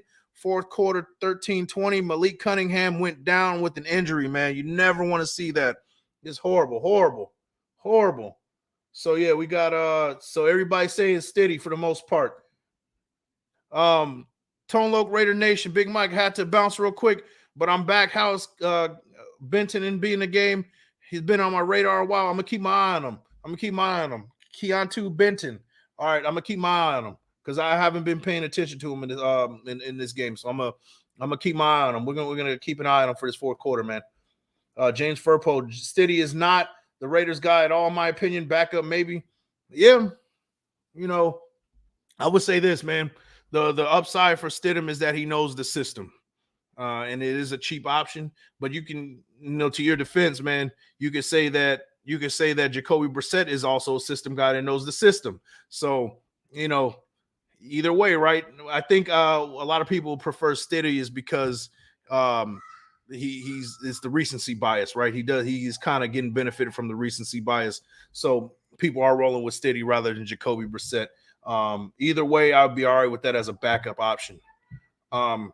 Yes, he was. Nobody could touch him. His team won that local tourney, man. See, yeah, there you go, man. Rasheed Wallace, man. Shout out. As a backup, yes, yeah, agreed. Stiddy looked good in the Winers game, but in my opinion, terrible at KFC. Call him KFC. Yeah, you know what? I'll say this: Stiddy did exactly what he would do in a blowout game that Derek Carr would have done. It looked exactly the same. I mean, it felt like I was watching a game with DC in there. It really didn't make much of a difference. Matthew Moyer, he says it was called Don A. Frio tourney, the Don A. Frio tourney at the Fellowship House, which is a place you could go after school to play sports and do homework. That's dope, man. Hey, I appreciate you sharing those stories, bro. Sounds like a good time back in the day. Definitely, man. And Jacoby Brissett beat us when I believe Miami. Jacoby Brissett beat us when I believe Miami. I wanted him. Yeah, I remember that. Yeah. Wait, when Miami beat us, didn't they have Fitzpatrick come in? It was Fitzpatrick, but then in that following year, Jacoby Brissett was in there. He damn near beat us. We had to beat him in overtime, and he was up on us for a while. But yeah, Jacoby Brissett played a good game against us. So yeah, you're right, man. You're absolutely right. So yeah, man, like I said, Malik Cunningham went down holding his right arm. You never want to see that in a bowl game. He's back out on the field. I don't want to see him for the rest of this game. I don't know about you guys. Malik Cunningham's back on the sideline. He is okay. So good news from that. Pick six from American gets them on the board for a first touchdown of the game. They're down 20-10, so they got a big uphill climb at this point. And I want to keep up with let me know, Tone Loc, if you're still there, man. Keontae Benton. Let me know what team he's on, man, so I can keep an eye on him. Is he on the national or American team? I got to keep up with them. I guess I could look up the roster. Let me see. I'm trying to figure out Keontae Benton. That's what I'm trying to look. 2023 Senior Bowl roster. Let me see what's going on here.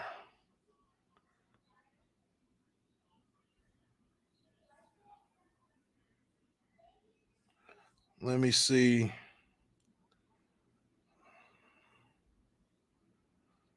Benton. Let me see.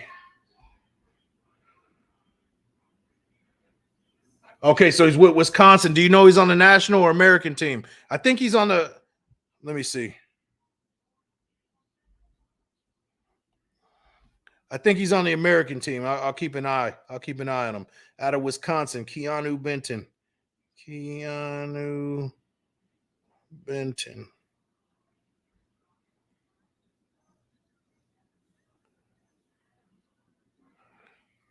All right, sorry about the dead air, man. I'm trying to figure out. I want to look at all the possible guys we need to look at, man. Let me see.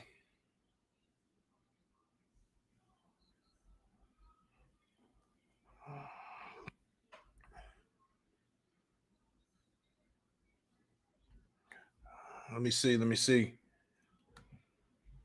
All right, yeah, Fitzpatrick threw it to Matt Collins. Matt Collins, yeah, that was when he got the face mask thrown. Yeah, that was terrible, man. But yeah, hey, Tone Loc, I'm gonna keep my eye on him, man. Out of Wisconsin, nose tackle number 95, 6'4", 315. I'm gonna keep an eye on him. Hopefully he's still wearing number 95, man. I'm gonna keep my eye on him. Out of Wisconsin, like you said. I didn't hear anybody trying to fire John Gruden after the Miami game. Instead, they fire Paul Gunther. Yeah, maybe. Well, the thing was about John Gruden at the time is that contract was kind of keeping him, pinned to us. We couldn't really get rid of him. He was owed $10 million a year, so we were kind of stuck with John Gruden. That was the reason why he needed to be fired, though. But still, yeah. Salute to my brother James. Hey. Salute to everybody. James Furpole, man, I appreciate you with the comments and keeping the chat alive, man. I appreciate it. There you go, man. There you go. So yeah, we're gonna be trying to keep up with Benton, number 95 out of Wisconsin. I haven't seen him yet. I don't think he's on the field, but we're going to keep our eye out on him. So let's continue with this game. We got 9:47 left in the fourth quarter. Nationals up 20-10. We got Haener. He's been playing the majority of this game right here. Is a shotgun formation, 4 wide receivers, swings it to his running back. Running back goes up the field for the first down, gets the first down. Running back out of Northwestern, who's had a pretty big outing in this game. Has had a few catches, had a few good runs. Number 26 for Northwestern, Hull. He's been having a pretty good game. So that's another notable guy that has been sticking out to me in this game. He's been getting a lot of touches in this game. So yeah, that's another one. So here we go. First and 10, 9 minutes left in the fourth quarter. Let's see. Here we go. On the 45-yard line, hands it off to number 6, the running back from App State. He had 2 drop passes earlier in this game. He gets minimal gain, 2 yards. Last name Peoples out of App State. Kind of small guy. I don't know where he is going to be picked, but we got a flag on the field. Let's see. Holding on the offense.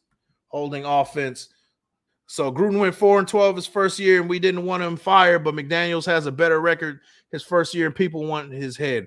The difference is, here's the reason why, right?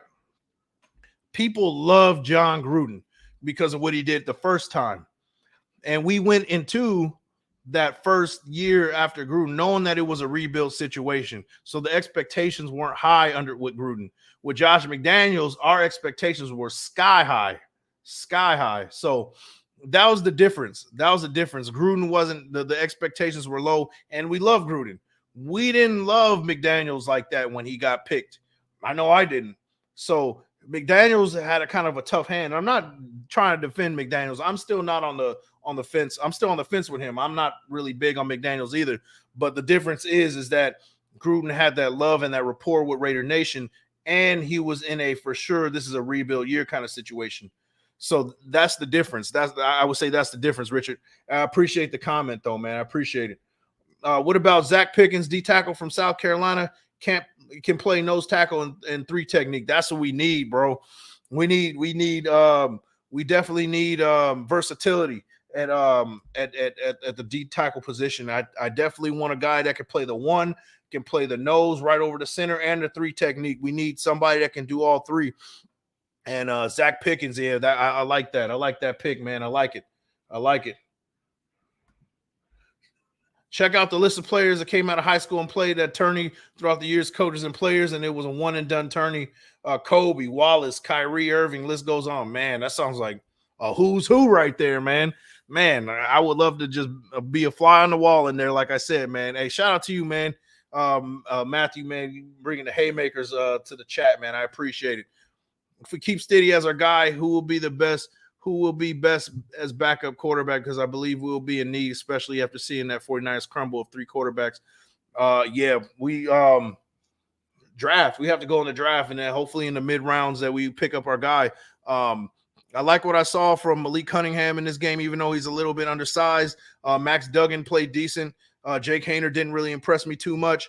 I would like to see more. Oh my gosh, run off the tackle to the running back for App State with his best run of the game off the tackle, runs over a couple of defenders and gets 13 yards in the game with 6:36 left in the fourth quarter.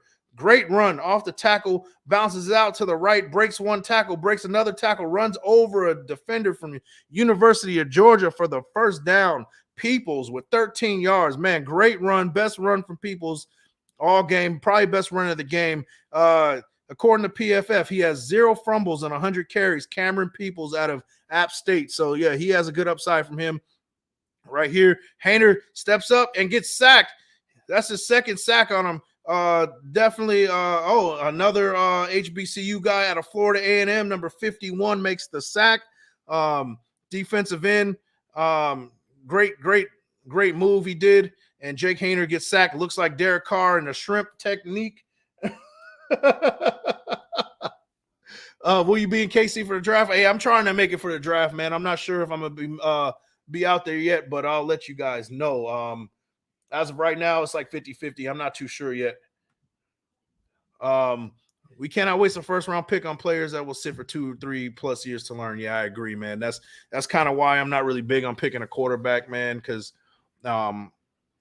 these rookies, I don't think any of these rookies are like ready to come up the first year, especially under Josh McDaniel's system. Like, you definitely don't want a quarterback coming out there the first year. You want them to sit 2 or 3 years, but you're right. We need a plug and play type of dude in the first round.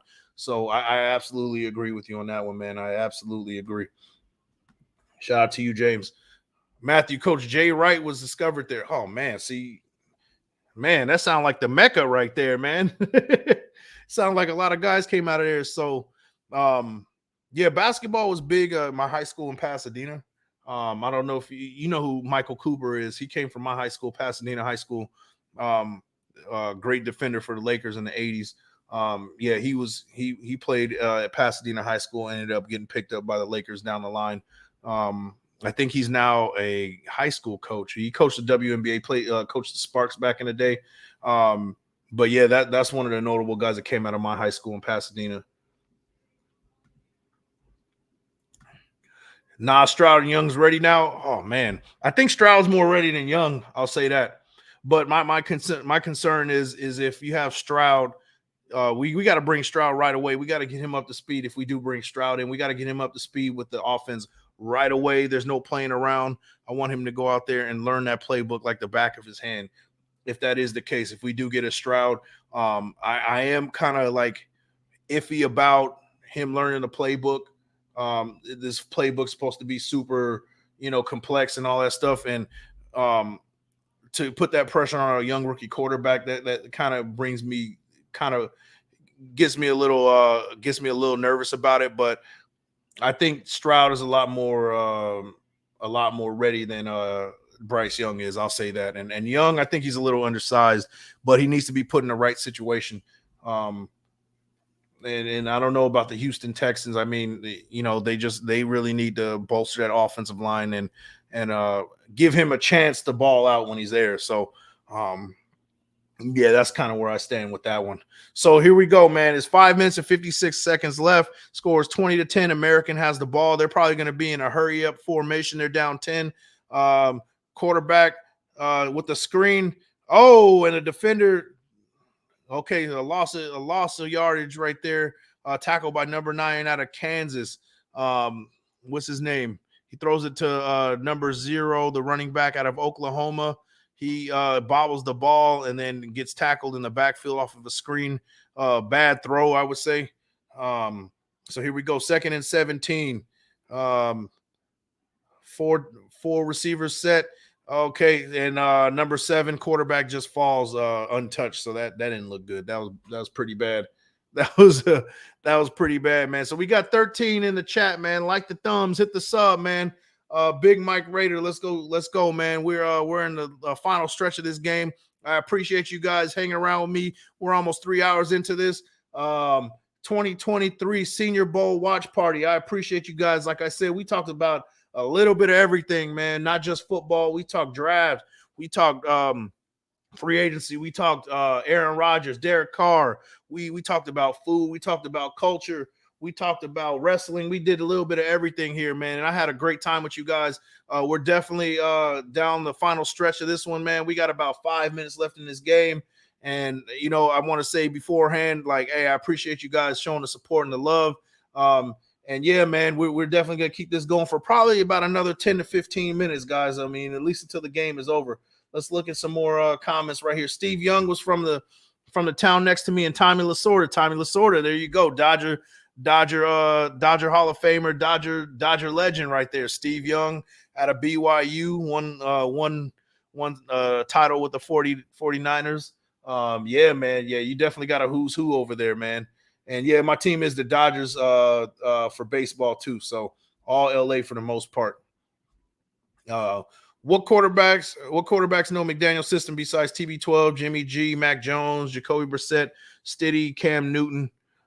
And with that, who is next quarterback? Man, you know what? The only quarterback I'll be all right with bringing in the draft is out of the first round is CJ Stroud. I would love to see CJ Stroud come up and see what he can do. But like I said, it kind of brings me a little bit of pause because of starting a rookie quarterback right off the jump. That kind of scares me a little bit. But any guy that you bring in is going to learn the Josh McDaniels system, and hopefully it's a good fit. As complex as they say it is, right? That's kind of where I'm at. But and Jimmy G, I guess, is an option too. I really don't want Jimmy G because he's not a backup. He's not going to come in as a backup, unfortunately. And I don't think that's a good move for us. Hey, Big Mike, got to head out, but it's been real. Be safe. Thanks for everything. No, thank you, man. Thanks for showing support, showing the love, man. You be safe out there, man, and have a good weekend, man. I appreciate you showing up, Richard. We should deal Carr for Houston number 34 overall or Indy number 36 overall and be done with it. I would be all right with that too. I'd be all right with that too. It'd be interesting if we get if we trade Carr for a number 36 overall because he was number 36 overall pick. So, that would be interesting. Almost kind of like an even trade down the line. The 2014 number 36 for the 2023 36. That'd be pretty crazy, man. If that were to happen, man, that'd be a crazy coincidence, man. But we're heading towards the final stretch of this game, man. We're almost at 3 hours, guys. My butt is starting to hurt. My throat is starting to hurt. We've been pause on both of that. You get it, man. You get it. We've been talking for about 3 hours and sitting for about 3 hours. You guys know what I'm talking about. We're almost at 3 hours of the Senior Bowl. We got about 5 minutes left in this game. Yeah, man, I appreciate you guys showing up and showing love, man. It's much appreciated, man. And I hope you guys had as much of as good of a time as I did. Once again, shout out to Matthew Moyer, who's been hanging around for the whole time. King Joshua's been in for a good amount of time. James Furpo popped up. Patrick Five Down's been out for a good amount of time, man. Orlando Padilla, man, you've been showing up as well, man. I appreciate all you guys who have shown up and shown some love, man. I appreciate it. I appreciate it big time. In my opinion, Jimmy G would be the next quarterback. Don't want too injury prone, but in my opinion, Jimmy G looks like he's like he and Stiddy will be competing for a spot. Yeah, that's what it's looking like. If that is the most, I would say that's the one that makes the most sense, right? That's the move that makes the most sense. I mean, I really don't want to see it, man. I don't want Jimmy G, man. But you might be right, man. We'll see. We're gonna find out within the next couple of weeks. What's gonna happen? So here we go, man. We're in a 2 tight end set. We got a fullback and like a off eye formation play action. Jake Haener drops back, throws a bomb down the field, a duck, and gets the receiver for a touchdown. Touchdown to Wilson, a wide receiver out of Stanford. Touchdown. Jake Haener throws an absolute duck. Throws a short duck to the wide receiver out of Stanford for the touchdown. that was an ugly throw, but yeah, he got the job done. Touchdown. National is up, and this game seems over. National's up 26-10 with 4 minutes left, and the offense is celebrating on the field, and on top of that, roughing the passer as well. So yeah, 26-10. Jake Haener throws a bomb, an ugly wounded duck to Wilson, wide receiver out of Stanford, for the touchdown off of a play action. With the off man coverage from the corner from LSU, gets absolutely toasted, and the duck, that was a horrible throw by Jake Haener, but it was because he got smacked around, so that's probably why the ball looked like that. It was a horrible throw, and there goes to show you might not have the arm strength too. So Jake Haener's not really doing many favors for himself, even though he threw a touchdown right here, man. You guys let me know, man. You guys let me know about Jake Haener, man. I don't think he showed out pretty good in this game, but he threw a touchdown right there. Scores 27-10 with 4 minutes left in the fourth. This game is a wrap for the most part. Yeah, we both teams have 2 timeouts remaining. DJ's top 2023 top 50 offensive players: Darnell Wright, Luke Musgrave, Steve Avila, Osiris Torrance, Cody Mauch, and Davis Allen, tight end from Clemson. I've been looking at Osiris Torrance and Cody Mauch. Cody Mauch is the left guard on the national team, number 70, and Osiris Torrance, number 56. Luke Musgrave is somebody we might want to consider as well. He's projected to go probably in the second round. Those are the 3 guys that I've been kind of looking at. Luke Musgrave has a couple of catches in this game, so he's been doing his thing.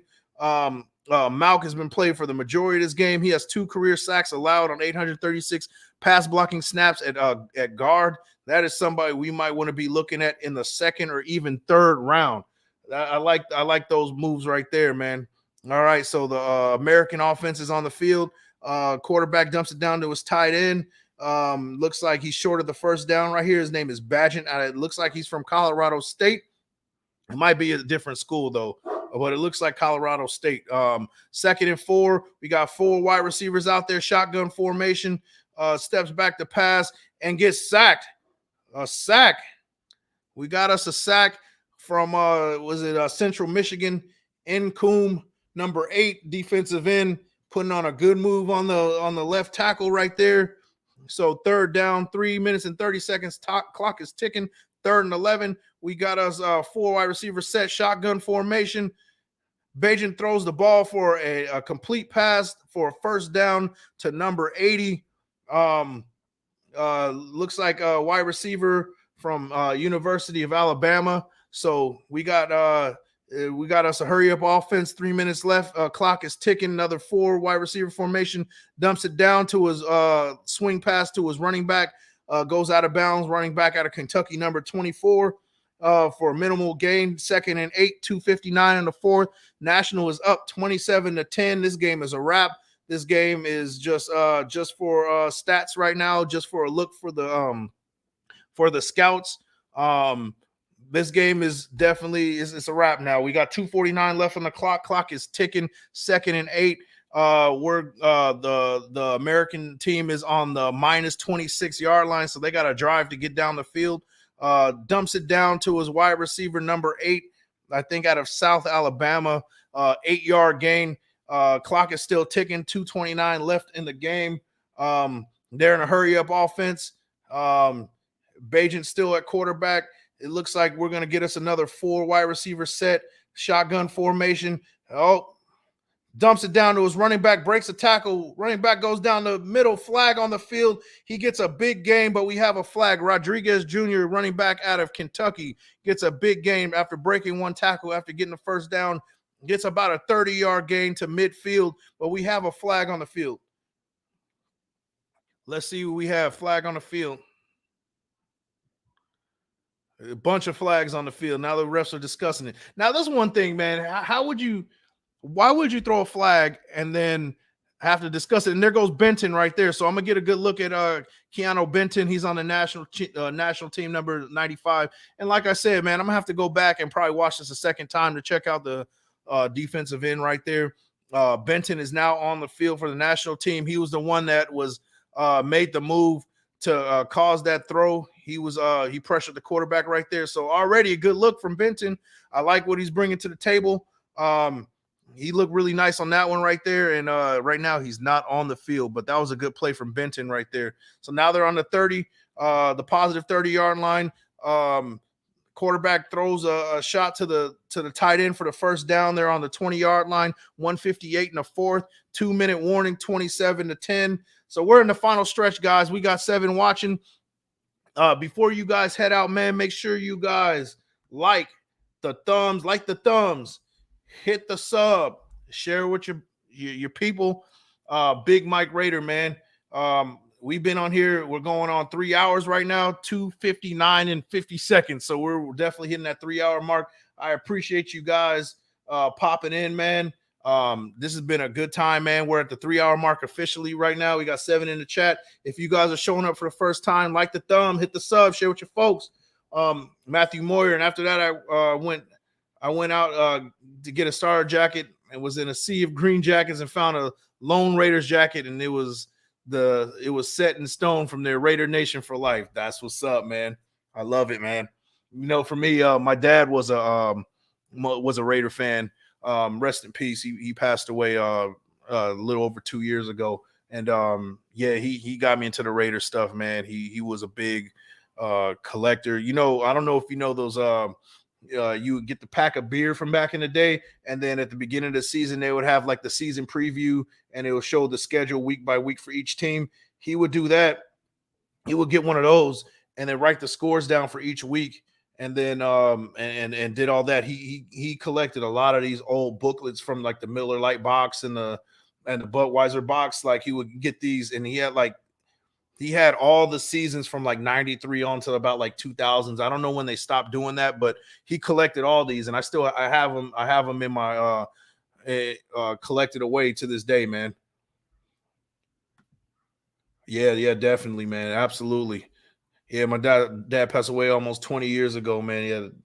And you know what's crazy is like, you know, it's one of those things like you think about it from time to time. Like you might not be thinking about it every day, but it's like you think about it, you're like, oh dang, man, he's gone. I mean, I go through that from time to time, and I'm sure you do too, even 20 years down the line, man. But yeah, definitely it's you lose key parts in your life, and my dad wasn't around every day. You know what I mean? Like he had his own things he was dealing with, but he definitely, if he left anything, he left the Raiders for me, and I do appreciate that, man. So yeah, shout out to my dad for that one. Appreciate it.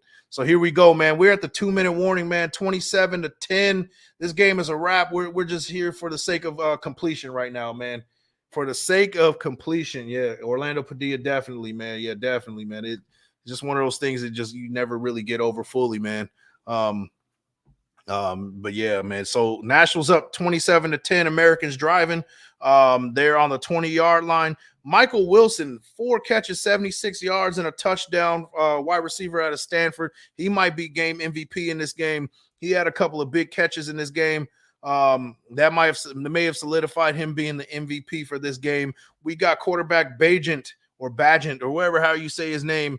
He's under center for the American team. He's driving down the field on the 18-yard line, positive 18-yard line. He goes back, throws a pass, completed to number 8 wide receiver out of I didn't see what school that was. It doesn't say, but South Alabama. Sorry about that. Catch from South Alabama, wide receiver. So we got 3 wide receivers set. We got a tight end. We got a shotgun formation, running back on the left side. Drops back to pass, dodges a defender, and dumps it down to number 8 again, short of the first down. 1 minute and 20 seconds on the clock. Clock is ticking. We got about 1:15 left. Looks like the American squad is not giving up. They're going to try to get a score on the board before they wrap this thing up. Let me see. Matthew, let me see, man. Let me see. The second comment. Let me see. Let me see.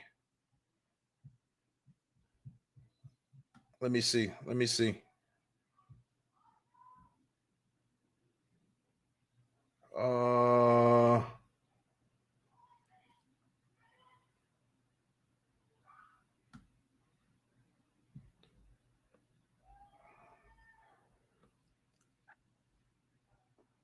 bro, it's weird. I don't see it, man.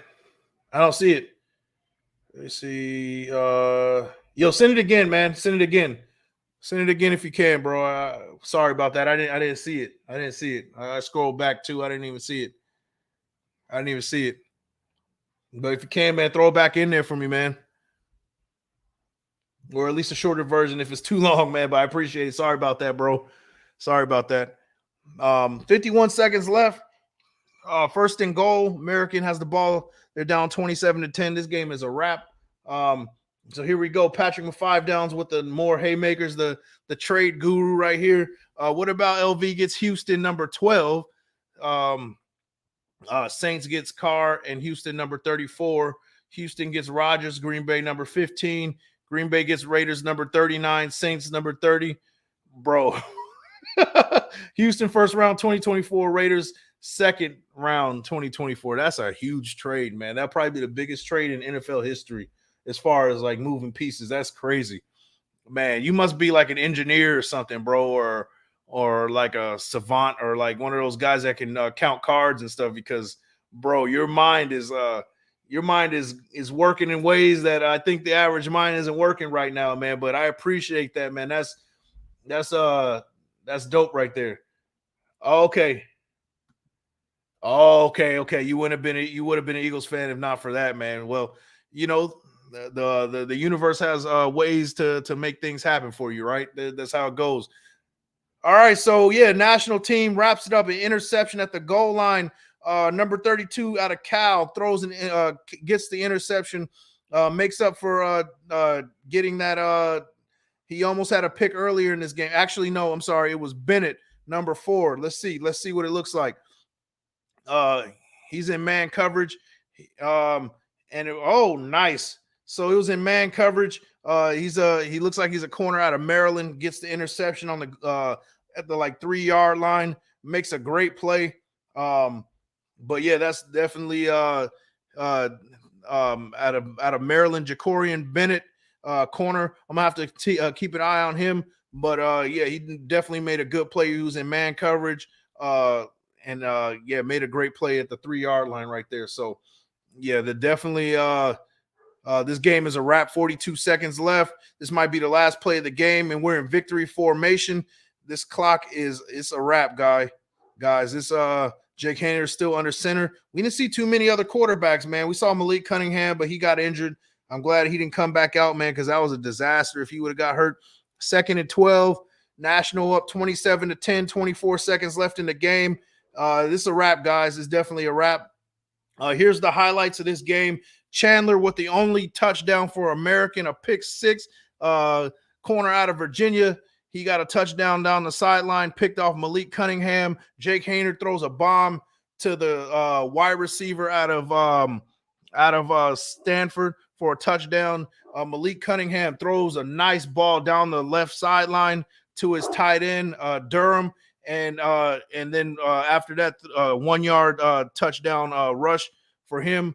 And then also a 2-point conversion from Durham right after that. So those are the highlights of the game. Like I said, we have Miller, number 45, the linebacker from American. He had a great game. I'm gonna have to go back and watch him again. That's somebody that we're gonna look at. The 2 guards, we got Osiris Torrance and we got Malk from left guard out of North Dakota State, who had a pretty good game. So those are the guys we're gonna be looking at, man. I'm gonna watch it again, and yeah, man, this game is now over. If you guys want to throw in one more thing before I head out of here, let me know, man. We're about to call it in a second. We're about to call it in a second. Oh, man. No, go. We're about to call it in a second, man. Final score of this game was 27-10 National, and our very own Patrick Graham dominates in his head coaching debut. I don't know if it's a head coaching debut, but his head coaching position, right? Definitely had a dominant game. Orlando Padilla, thank you for hanging out, man. We're definitely wrapping it up. Like I said, final score was 27-10. I'm definitely going to be going back and watching this game. It was definitely some things I can take out of this game for sure. I hope you guys got a little bit out of it. I hope you guys had a good time with me. And with that, it's your boy Big Mike. Make sure when you guys head out, if you guys haven't already, like the thumbs, hit the sub, and share with your folks. Big Mike Raider signing out. Thank you guys for showing up, and we're going to do this again. And you guys have a good weekend. Peace out. Salute.